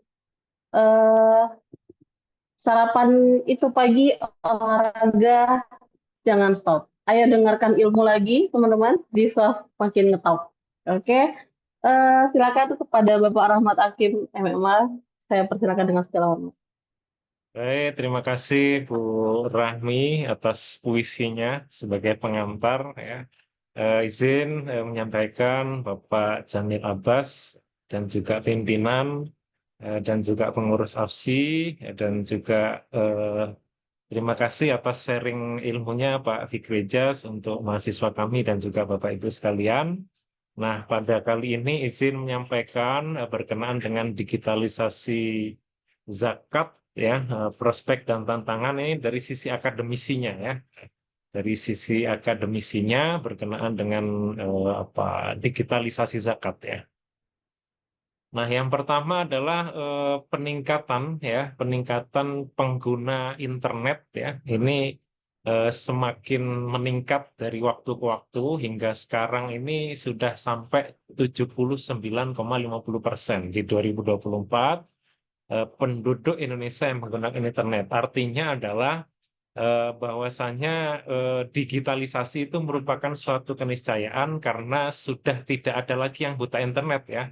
Untuk saat ini sampai hampir 80% orang sudah melek internet dan tidak kalah surprise ya memang generasi milenial ya yang banyak menggunakan internet itu dari 80% itu 93,17%-nya itu memang generasi milenial dan 87,2% itu Gen Z dan lainnya.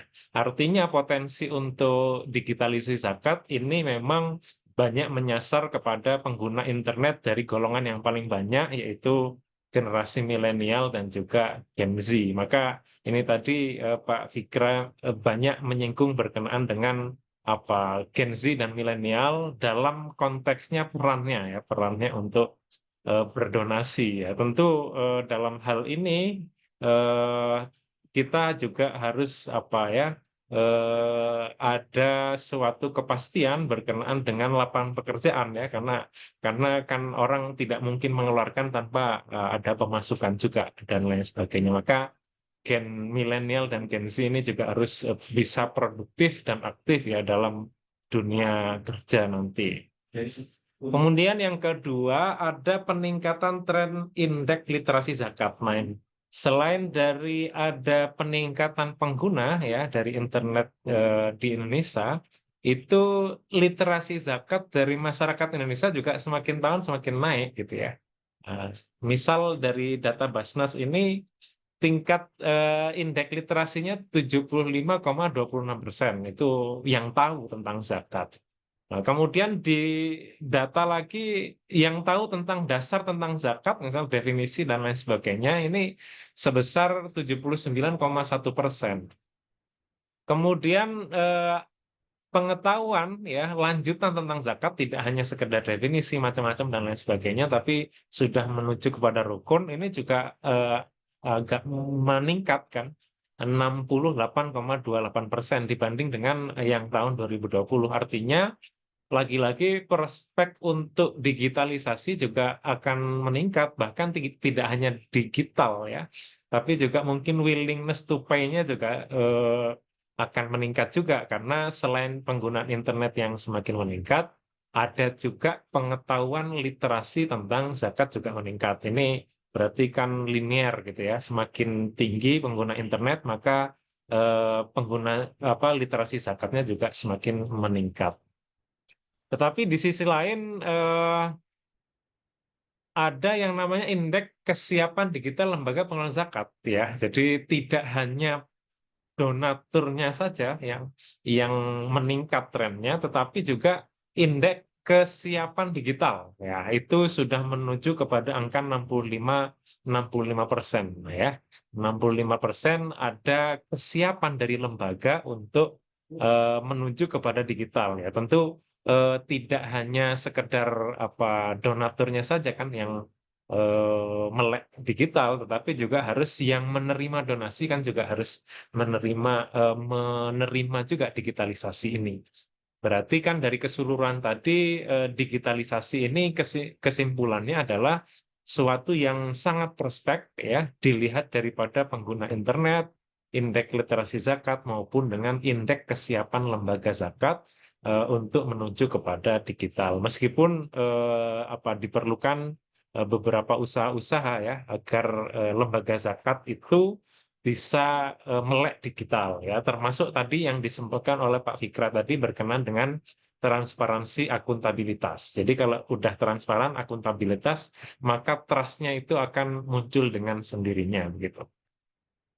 Kemudian yang selanjutnya berkenaan dengan faktor penting digitalisasi pada ekosistem zakat ya, adanya peningkatan transparansi, yaitu tadi yang disebutkan Pak Fikra tadi ya, bahwasannya kalau menuju kepada digital pasti transparansinya meningkat. Karena kenapa? Karena platform digital ini memungkinkan untuk pelacakan dana zakat tadi ya, dijabarkan tadi oleh Pak Fikra di kitabisa.com, itu sudah jelas angkanya berapa yang terkumpul, kemudian siapa yang menerima dan lain sebagainya. Maka kalau sudah transparan, maka menumbuhkan akuntabilitas dan trust di antara donor dan juga penerima.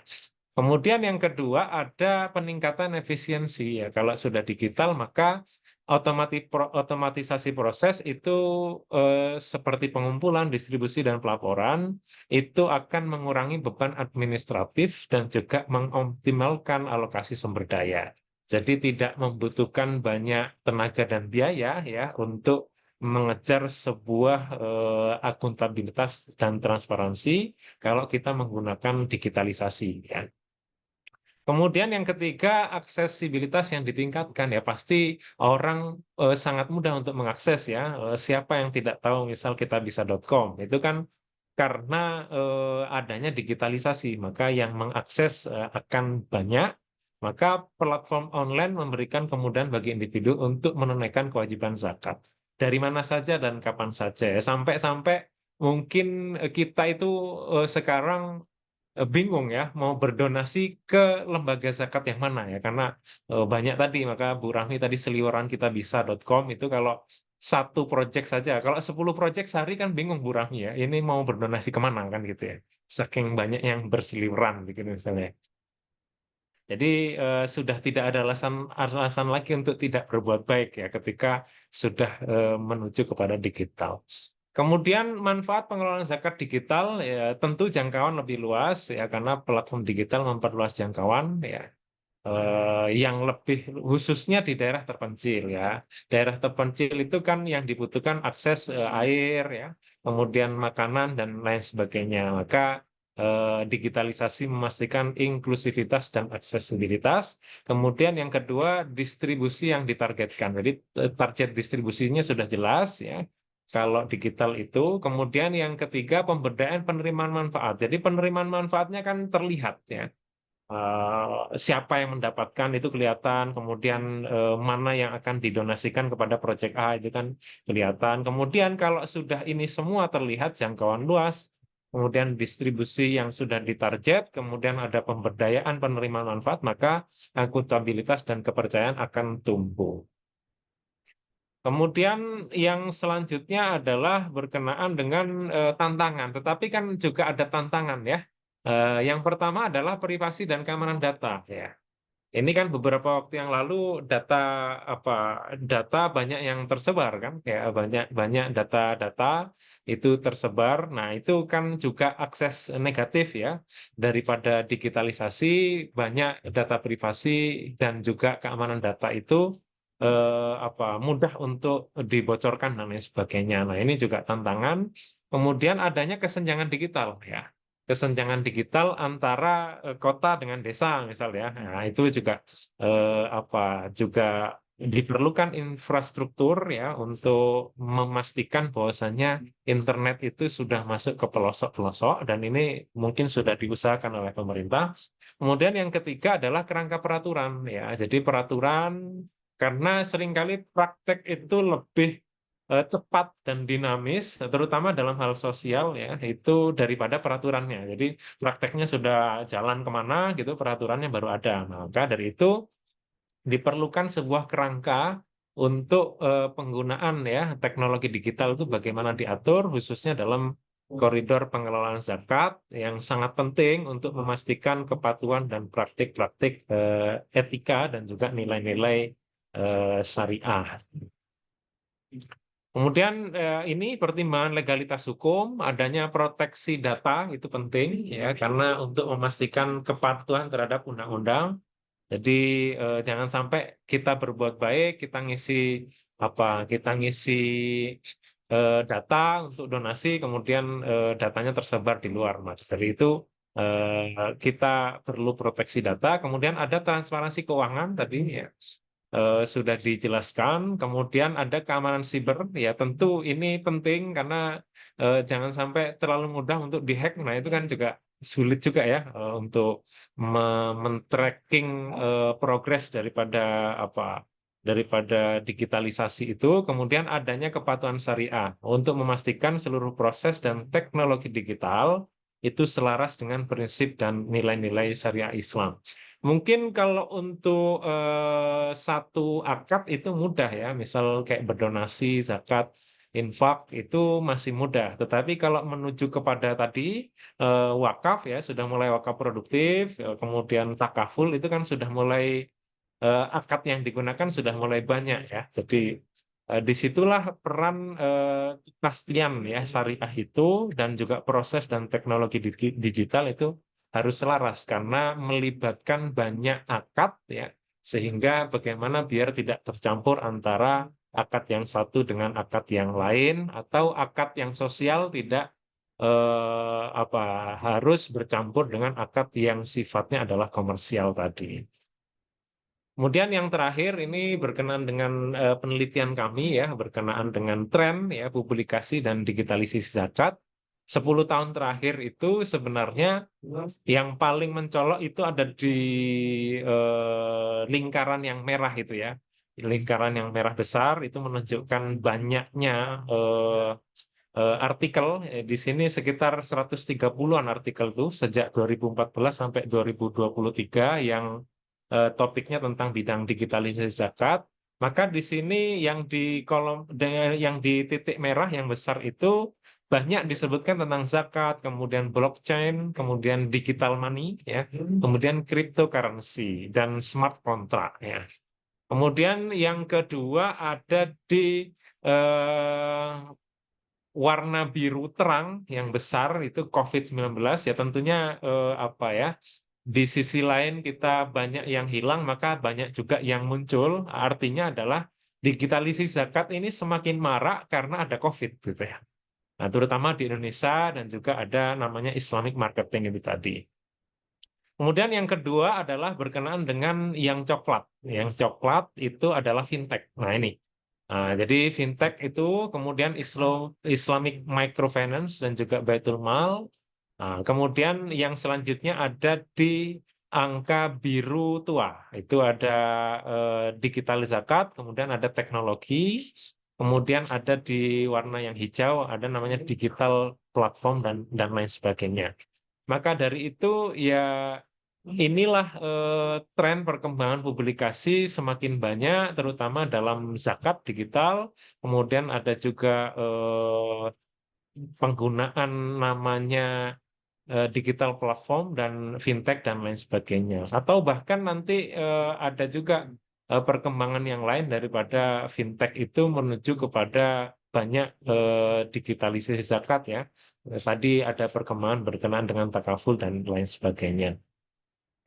Yang terakhir, kesimpulan dan prospek pada masa depan tentu diperlukan sebuah inovasi ya, teknologi digital yang berkelanjutan untuk menghadirkan peluang menarik untuk lebih meningkatkan pengelolaan zakat dan memperluas jangkauannya.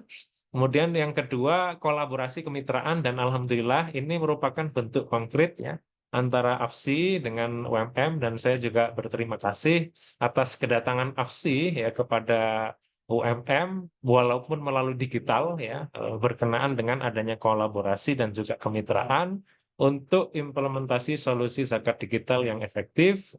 Kemudian adanya kesadaran dan pendidikan masyarakat. Ini juga dalam koridor untuk meningkatkan literasi zakat sekaligus ya untuk meningkatkan literasi digital berkenaan dengan fintech khususnya di bidang sosialnya.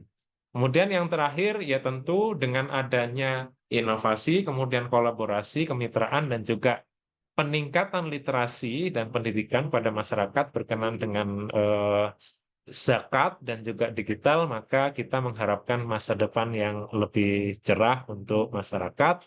Dan tadi disebutkan berkenaan dengan wa ta'awanu 'alal birri wat taqwa tadi ya. Jadi saling tolong menolong dalam hal kebaikan dan ketakwaan dan juga berlomba-lomba dalam hal kebaikan. Mungkin itu saja saya akhiri. Terima kasih atas kesempatannya. Assalamualaikum warahmatullahi wabarakatuh. Waalaikumsalam warahmatullahi wabarakatuh. Terima kasih Bapak Rahmat atas materinya. Ini prospek Diswaf yang luar biasa itu diikuti dengan tantangan yang luar biasa juga ya Pak. Belum sampai mengatasi tantangannya, bahkan realisasinya aja udah sulit gitu ya.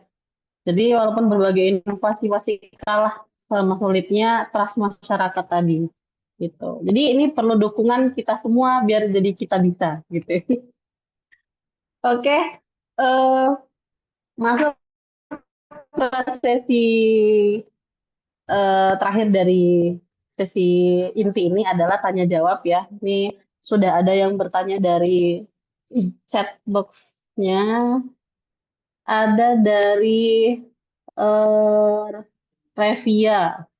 Ini Mbak Revia dari mana ya? Tidak dijelaskan ini. Mbak Revia bertanya kepada Pak Fikra Ijaz.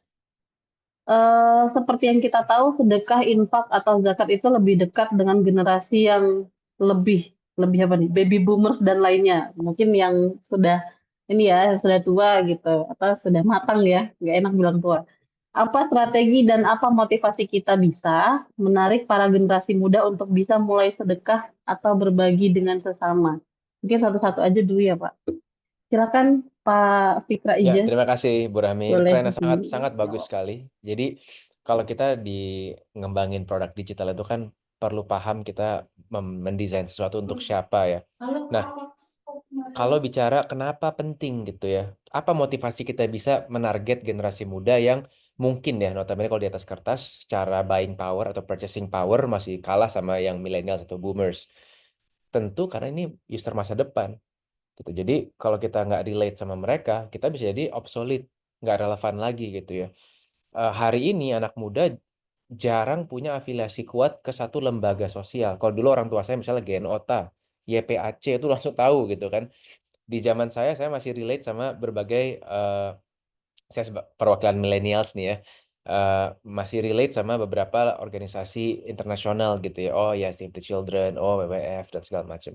Di bawah saya Gen Z dan mungkin kelasnya anak-anak saya Gen Alpha, banyak yang nggak relate, nggak pegang satu organisasi. Nah ini jadi PR kan.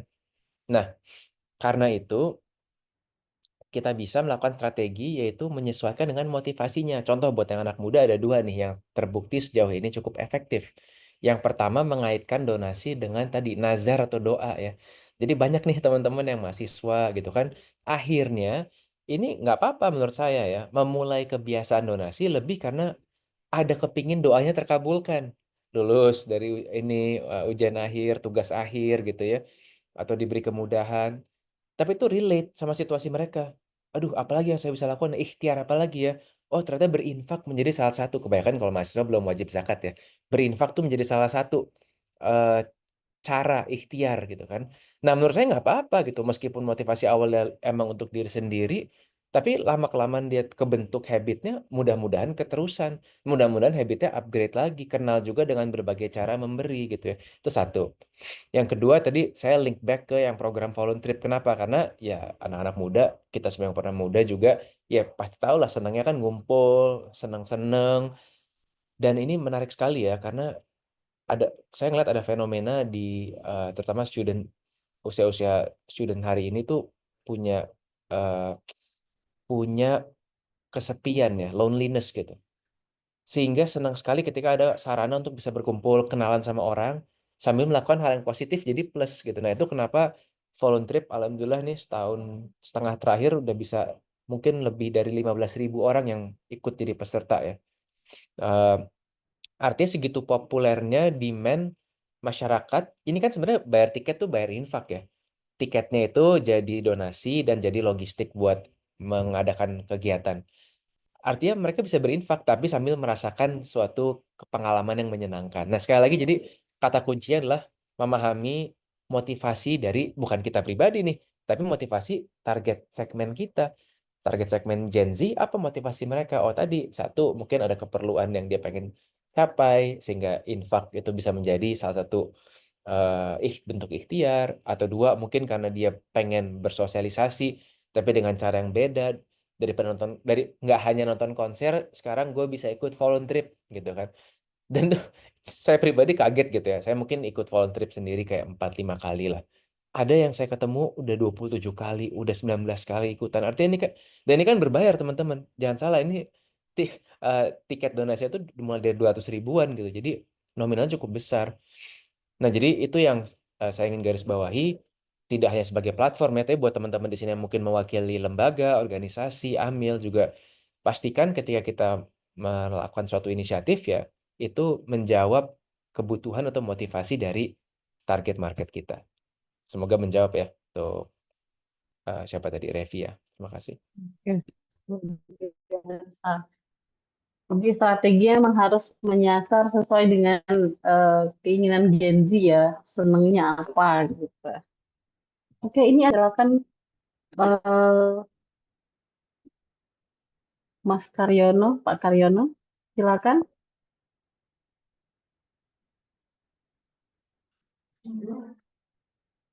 Pak Karjono.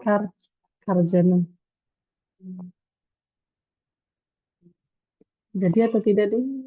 Oke, kayaknya belum ini ya. Di chat box tadi ada. Assalamualaikum. Silakan Pak Harjono. Iya, eh, Waalaikumsalam. iya untuk kedua narasumber. Semalam saya dini hari itu sempat posting di grup WA ya, yang saya beri tulisan malaikat investor seperti itu. Kemudian malaikat investor itu saya sebutkan sebagai mereka yang siap menginvestasikan dananya, tapi yang siap rugi. Karena gini, bapak-bapak narasumber, saya terapis pijat itu sudah 23 tahun. Cuma karena COVID itu kan sepi. Kemudian saya berproduksi sampai kecil sehingga terjun di UMKM. Kemudian kira-kira akhir 2002 kemarin saya nyewa sebuah tempat usaha begitu, terus saya kumpulkan itu produk teman-teman UMKM dari keluarga disabilitas, jadi ingin saya bikin semacam sentral gitu ya. Produk mereka saya beli tapi nggak banyak, cuma sedikit-sedikit gitu lah. Ternyata kenapa UMKM dari disabilitas itu sulit berkembang karena mereka tidak stok ready. Jadi ketika ada permintaan itu selalu nggak ada gitu. Sehingga akhirnya order selalu lolos. Terus saya kan merugi besar itu. Terus kemudian saya coba buat pola yang berbeda, yaitu sambal pecel saya agak diperbanyak produksinya terus dititipkan ke toko-toko. Sekarang saya ada di 5 toko yang saya titipkan. Nggak banyak sih, setiap toko mungkin hanya 15 pack atau berapa. Dan itu cukup efektif. Cukup efektif. Nah, sekarang ini saya dalam 3 hari ini sedang menggagas sebuah kerjasama, saya sebut pilar 3 in 1 ya. Jadi melibatkan produsen, kemudian pemasaran dan investor tadi.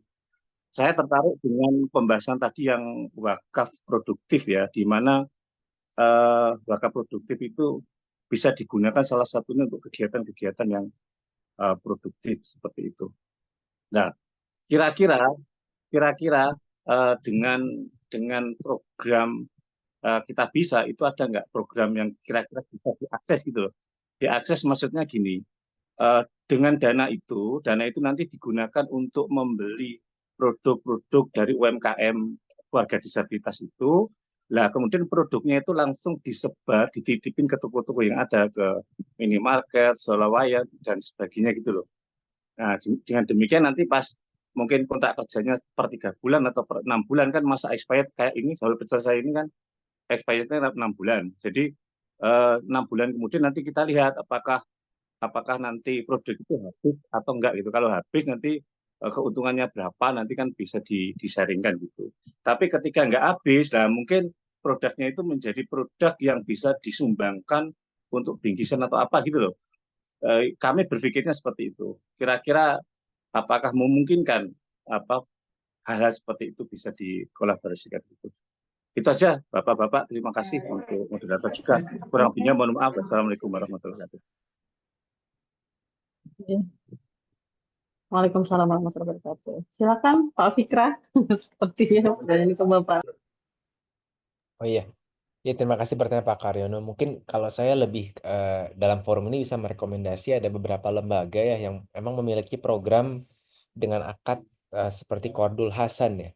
Jadi ada pembiayaan beserta pembinaan. Jadi pembiayaannya juga permodalan ini tanpa bunga, bahkan tanpa bagi hasil gitu. Dikerjakan ada beberapa lembaga yang bermitra dengan kita bisa gitu. Tentu yang paling besar ada Basnas punya microfinance masjid ya, berbasis masjid. Lalu ada dari Lazis Muhammadiyah juga ada program Bank Ziska. Mungkin Pak Karyono bisa mencari nanti terhubung dengan teman-teman. Dua program tadi yang saya terbayang bisa bermanfaat ya, karena ini sifatnya menggerakkan ekonomi produktif, tapi sambil memfasilitasi juga gitu supaya karena kan nggak mungkin minta permodalan ke bank itu terlalu jauh gitu ya. Nah mungkin dua program tadi dari Basnas yang microfinance masjid atau dari Lazismu yang Bank Ziska itu kalau nggak salah memang di Jawa Timur juga basisnya, itu mungkin bisa menjadi referensi karena dua program tersebut juga ada upaya penggalangan di Kita Bisanya. Nah karena kan kalau Kita Bisa nih sarana untuk mengumpulkan donasi mendukung program-program mereka ya. Demikian Pak Karjo. Iya, terima kasih. Oke, baik. Sudah dua penanya. Ini banyak nih, Pak. Nanya ke Pak Fikra nih. Dikeroyok nih sepertinya nih ya. Ini ada dari BSI Maslahat. Saya Kais. Saya mau bertanya ke Mas Fikra Ijaz. Apakah model bisnis seperti asuransi online ini akan mendisrupsi pemasaran produk asuransi yang menggunakan agensi? Dan apakah produk yang ditawarkan asuransi online hanya selalu terbatas pada jenis asuransi term life saja?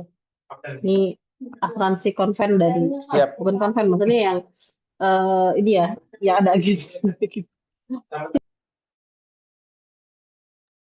Oke. Cek kedengerannya. Iya, kedengeran. Ya. Tapi mana Ya. gambarnya? Terima kasih nih dari BSI Maslahat yang juga adalah sahabat dan Ya, mitra kami ya. Yang pertama, sebetulnya online itu kan hanyalah jalur distribusi ya. Jadi apakah akan mendisrupsi pemasaran?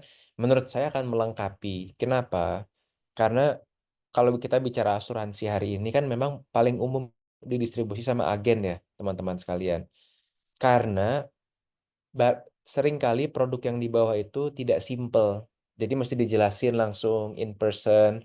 Akibatnya masyarakat juga menganggap asuransi itu produk yang rumit. Takut untuk ikutan sendiri. Nah, di Kita Bisa, kita coba kembalikan ruh aslinya ya, basicnya apa sih ruhnya? Ya tolong menolong, saling menjaga gitu. Jadi teman-teman tinggal ikut pilih kontribusi keanggotaan, itu nanti akan berdampak ke jumlah santunan yang bisa didapat jikalau terjadi musibah. Ketika sudah ikutan, sudah selesai. Teman-teman bisa lihat siapa yang terbantu dan yang terkumpul berapa. Jadi sangat mirip dengan kita ikut serta di donasi online, tapi ini khusus buat sesama anggota gitu.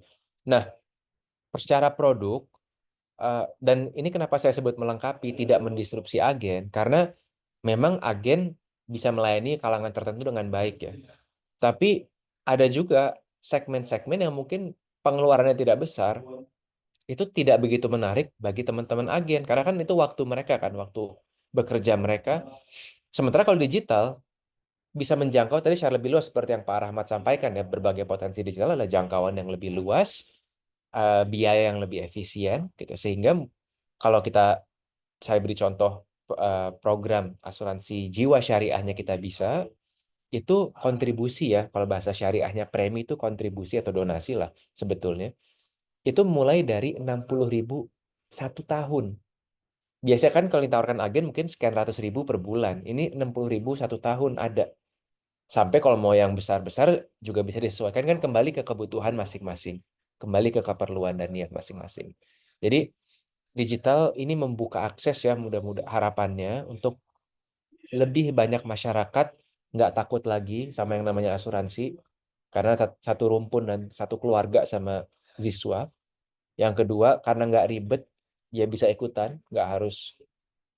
Mungkin kalau mau ngeluarin 1 juta, aduh takut nih salah pilih program gitu ya. Kalau ini coba dulu aja yang semampunya dulu gitu kan. Nanti sambil belajar, sambil ikut gitu kan, diniatkan untuk tolong menolong. Jadi ini melengkapi sih. Ada segmen yang tetap misalnya lebih optimal dengan agen, ada kalau programnya yang lebih kompleks. Tapi dengan adanya digital insurance, digital takaful ini, harapannya teman-teman di sini, siapapun, bahkan termasuk mahasiswa loh. Di Malaysia tuh umum banget mahasiswa udah ikut asuransi jiwa. Kalau ada apa-apa, yang diberikan santunan orang tuanya. Jadi kayak bentuk berbakti sama orang tua. Itu contoh aja. Jadi siapapun bisa ikutan di asuransi online. Salah satu yang ditawarkan Kita Bisa hari ini. Dan kalau jenisnya term life itu maksudnya jiwa. Ini mungkin agak teknis ya teman-teman ya. Karena disebutin term life itu kan asuransi jiwa. Jadi kalau meninggal diberi santunan untuk ahli waris yang kita tunjuk ya. Istri, anak, orang tua, adik kakak. Tidak hanya term life. Insya Allah di Kita Bisa pun juga bulan Oktober nanti akan ada program asuransi kecelakaan. Jadi kalau kecelakaan kerja, kecelakaan berkendara, nah itu juga ada santunan pengobatan atau santunan perawatan. Lalu nanti setelah itu tahun depan juga insya Allah ada saling jaga penyakit kritis untuk 4-5 penyakit yang paling beresiko untuk masyarakat Indonesia. Itu beberapa mungkin hal-hal yang sedang ada di rencana kami ya. Didoakan saja supaya lancar. Terima kasih teman-teman BSI Maslahat pertanyaannya. Oke, terima kasih Pak. Selanjutnya sudah ada 3 penanya, kita cari lagi, adakah yang bertanya? Nah, ini dari Sami Abiyu. Saya Sami Abiyu izin bertanya kepada materi di era digitalisasi ini trust masyarakat terhadap keamanan digital juga menurun. Bagaimana strategi untuk meyakinkan masyarakat terhadap keamanan digitalisasi zakat dan sedekah? Ini ke kedua pemateri nih. Mungkin bisa dari Pak Rahmat dulu ya. Monggo Bapak. Baik, makasih. Mungkin nanti ditambahkan oleh praktisi Pak Fikra ya, berkenaan dengan pertanyaan Mas Abiu. Ini di era digitalisasi ini trust masyarakat terhadap keamanan digital juga menurun. Bagaimana strategi untuk meyakinkan masyarakat? Ya pasti yang pertama adalah dari lembaga yang terkait ya, berkenaan dengan bagaimana cara untuk mengamankan data ya dari para pengguna itu. Kemudian yang kedua tentu karena lembaga itu menggunakan domain di mana domain negara itu ada di atas lembaga tersebut ya berarti kan dari sisi negara juga harus meningkatkan juga keamanan juga untuk cyber security-nya gitu ya karena kalau dari spektrum negara tidak aman lembaganya juga masuk gitu ya jadi itu juga bagian daripada satu kesatuan karena kita berada dalam lingkup negara gitu ya. Kemudian yang selanjutnya ya pasti perlu sosialisasi terus ya, karena ada gium kan dari bahasa Arab itu al-insan a'da'un ma jahilu gitu ya. Jadi manusia itu selalu menjadi musuh terhadap apa yang dia tidak tahu gitu ya. Kalau dia tidak tahu bahwasanya misal data dari lembaga ini aman, maka dia menganggap ya lembaga itu tidak aman karena tidak ada sosialisasi gitu ya. Maka perlu terus-menerus upaya untuk meyakinkan ya dalam bentuk bisa jadi sosialisasi, bisa jadi nanti peningkatan literasi dan lain sebagainya, sehingga dapat meyakinkan masyarakat bahwasannya ya data ini aman ya. Adapun data yang tidak aman itu kan kasuistis saja, tidak seluruhnya ya. Nah, tapi yang terjadi memang di level masyarakat itu kan cenderung mengeneralisir seluruhnya gitu ya. Jadi ada satu data tidak aman, semuanya dianggap tidak aman. Ada satu lembaga sosial bermasalah, semua lembaga sosial bermasalah. Nah, ini problemnya gitu ya. Maka perlu satu update untuk peningkatan dari lembaga, kemudian juga update peningkatan keamanan dari negara. Yang terakhir adalah upaya sosialisasi maupun peningkatan literasi dari lembaga. Mungkin itu saja untuk yang lebih praktis mungkin ditambahkan oleh Pak Fikra. Ya. Terima kasih Silakan Pak Pak Rahmat. Fikra untuk menambahkan. Ya betul, ini mungkin saya perlu garis bawahi memang kesadaran masyarakat tentang keamanan data itu memang perlu sekali ya. Kita mawas diri dan lebih sigap karena selaku praktisi jujur aja yang kami lakukan adalah ikhtiar ya. Ikhtiar dalam bentuk contohnya mengambil sertifikasi ISO 27001 tentang information security. Artinya apa? Itu kan udah ada standar best practice bagaimana keamanan data. Ini contoh simpel yang lucu kalau di kantor kami password wifi internet nggak boleh ditulis sekarang karena itu tidak aman datanya, orang bisa datang masuk ke network lalu mungkin ini ya ngehack laptop kantor yang berisi informasi sensitif. Jadi ada panduan-panduan, ada ikhtiar-ikhtiar yang bisa dilakukan oleh penyedia platform, penyedia jasa atau platform seperti kami, tapi kami juga tidak bisa takabur gitu ya karena makin canggih aja orang-orang yang punya motif black hat ya terutama ya peretasan data. Syukur-syukur kalau yang istilahnya white hat ya, mereka memang menjebol keamanan untuk ngelaporin, punya kamu ada loophole nih di keamanan ini gitu kan, lalu dia membantu.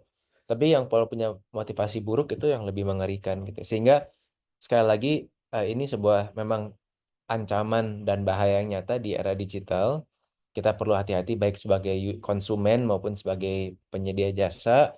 Kita bisa tadi bentuk praktikalnya mengambil standar informasi security yang tertinggi ISO 27001. Kita hire third party juga untuk data security monitoring karena ya ibaratnya jadi biar setiap hari ada orang yang coba ngebobol sistem kita sendiri gitu sehingga tahu loophole-nya gitu ya. Tapi sekali lagi instansi-instansi sebesar negara, perusahaan besar itu juga bisa jebol ya. Jadi ya kami tentu tadi sesuai yang Pak Ahmad sampaikan, hanya bisa terus berikhtiar di level penyedia jasa dan berharap secara pemerintah juga terus mengupgrade standar-standar yang ada ya untuk keamanan data konsumen. Demikian.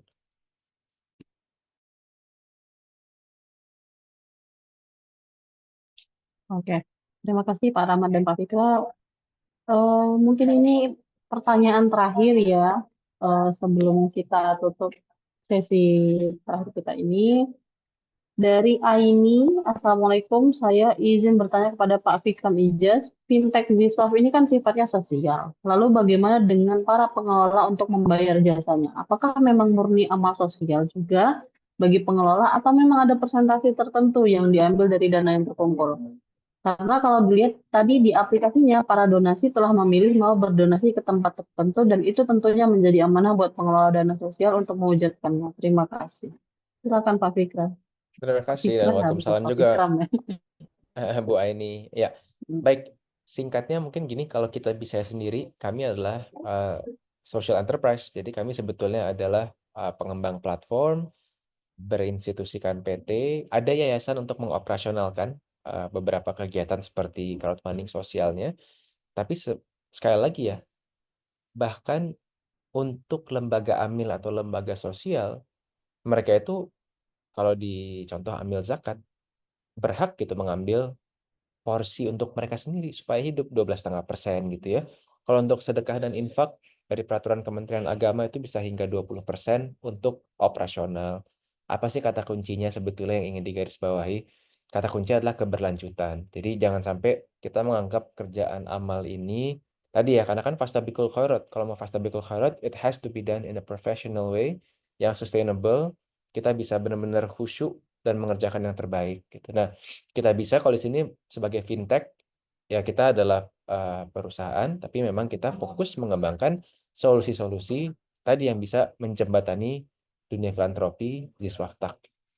Untuk teman-teman lembaga yang pakai kita bisa ya mereka juga tentu punya model-modelnya sendiri bagaimana bisa menjalankan programnya secara berkelanjutan gitu ya, sehingga ya mau itu yang sebesar Basnas hingga mungkin teman-teman lembaga-lembaga di daerah gitu ya yang fokus ke daerah tersebut pasti masing-masing ada porsinya untuk bagaimana mereka membiayai operasional masing-masing. Nah, kalau kita bisa sekali lagi tadi di setiap penggalangan dana ada 5% gitu ya biaya platform gitu. Lalu di luar itu ini mungkin skemanya berbeda ya, kalau untuk takaful contohnya ada base model sendiri. Lalu kami ada biaya-biaya pelayanan-layanan tambahan lagi seperti jasa marketing, jasa untuk membantu perusahaan-perusahaan menyalurkan CSR, melaporkan impact-nya tadi ya, sesuai yang Bu Rahmi sampaikan SDG, linking ke SDG.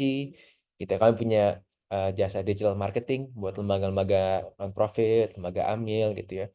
Ada media, ada berbagai lini-lini usaha untuk menguatkan ekosistem ini supaya sustainable, tapi bisnis modelnya sendiri juga memberikan dampak sosial. Nah, itu yang kalau hari ini bahasa kerennya kan social enterprise ya. Jadi bisnis dan sosial itu benar-benar seimbang atau bahkan bisnis dijadikan suatu bahan bakar supaya misi sosialnya bisa terus berjalan secara berkelanjutan. Semoga menjawab nih, ini pertanyaan yang juga soalnya sering ditanyakan. Makasih Bu ini. Terima kasih banyak Pak Fikra dan juga terima kasih banyak Pak Rahmat atas materinya hari ini. Terakhir saya minta closing statement dari materi. Mungkin bisa dari Pak Fikra dulu. Closing statement-nya.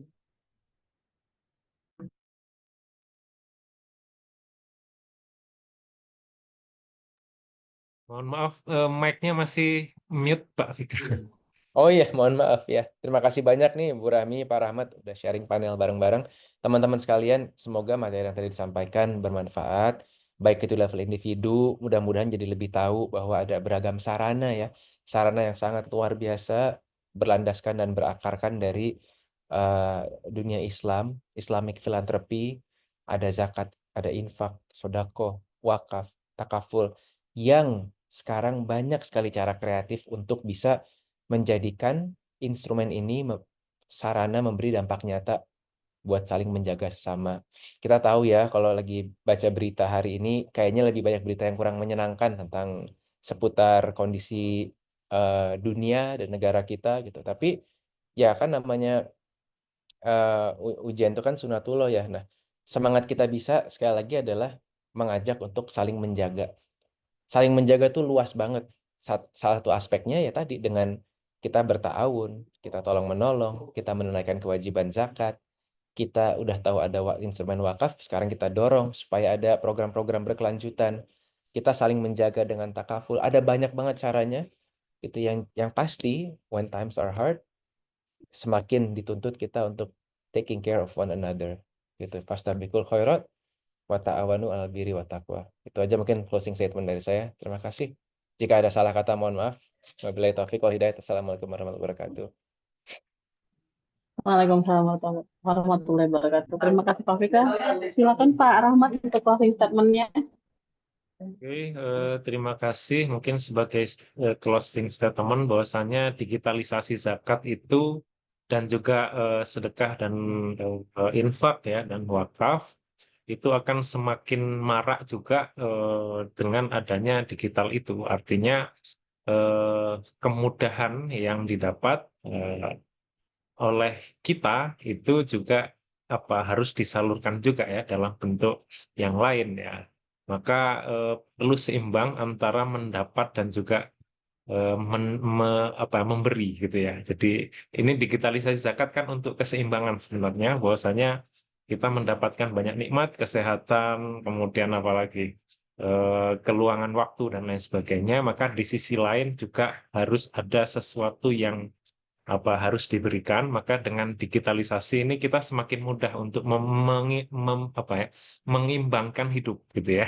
Jadi banyak yang sudah didapat, maka banyak juga harus diberikan gitu ya. Maka di sisi itu perlu untuk menyetir surat dalam Al-Quran itu ya. Wa in ta'udzu nikmatallahi la tuhsuha. Jadi kalau kita menghitung-hitung nikmat Allah, maka kita tidak bisa menghitungnya. Karena kenapa? Digitalisasi itu kan juga suatu nikmat ya, kemudahan untuk memberi gitu ya. Maka itu penting. Dan juga yang terakhir ada sebuah ungkapan dari Ali bin Abi Thalib itu, kita harus menghindari ya segala keburukan itu dengan sedekah ya. Pancinglah kesulitanmu dengan banyak sedekah, infak, wakaf dan lain sebagainya. Itu saja, terima kasih. Kurang lebihnya mohon maaf. Assalamualaikum warahmatullahi wabarakatuh. Waalaikumsalam warahmatullahi wabarakatuh. Terima kasih banyak kepada kedua pemateri kita yang luar biasa pada hari ini atas closing statement-nya. Saya Rahmi Amalia selaku moderator, mohon maaf kepada peserta apabila ada pertanyaan yang belum terjawab. Kemudian saya juga mohon maaf kepada pemateri dan segala pihak jika ada kesalahan selama saya memandu acara inti pada hari ini. Lebih dan kurang saya mohon maaf. Waalaikumsalam. Oh iya. Mohon maaf lagi kepada peserta yang tadi sudah dijawab pertanyaannya oleh pemateri kita. Selamat pada 5 peserta tadi berhak mendapatkan door prize dari Kita Bisa dan Ekonomi Syariah UMM. Nanti akan dihubungi, tadi sudah di-capture oleh admin kita, nanti akan dihubungi untuk kelima penanya tadi. Mungkin itu saja. Assalamualaikum warahmatullahi wabarakatuh. Saya kembalikan kepada MC Ibu Afifah Nurbilatina.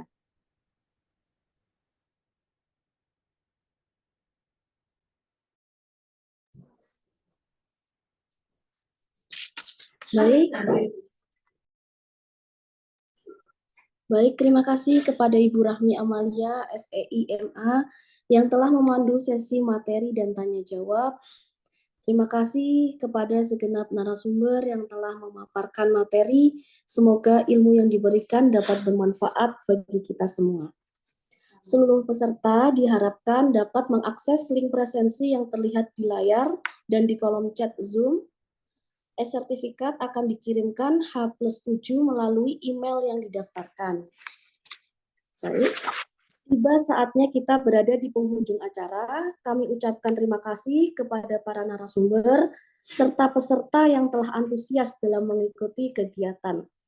Kegiatan ini dapat berjalan atas dukungan Bank Syariah Indonesia, Prudensial Syariah, Bank Aladin Syariah, Visa, PT Pos Indonesia, Bank DKI Syariah, CIMB Niaga Syariah, PWC, dan Bank Jago Syariah. Sekian webinar pada hari ini. Saya selaku MC meminta maaf apabila terdapat salah, baik disengaja maupun tidak disengaja. Jalan-jalan ke Tanjung Barat, banyak ikan dan juga terang. Zakat dan wakaf makin tepat lewat vintage yang terus berkembang. Akhir kata, syukron. Wassalamualaikum warahmatullahi wabarakatuh. Cakep. Waalaikumsalam warahmatullahi wabarakatuh. Waalaikumsalam warahmatullahi wabarakatuh. Kasih, Izin Mbak pamit Fitra. teman-teman semuanya. Ya, Pak Rahmat, kasih, Bu Rami, ya. Bu Afifah, Waalaikumsalam. Prof. Fauzin. Kasih. Assalamualaikum. Terima kasih Pak Fitra. Salam. Waalaikumsalam.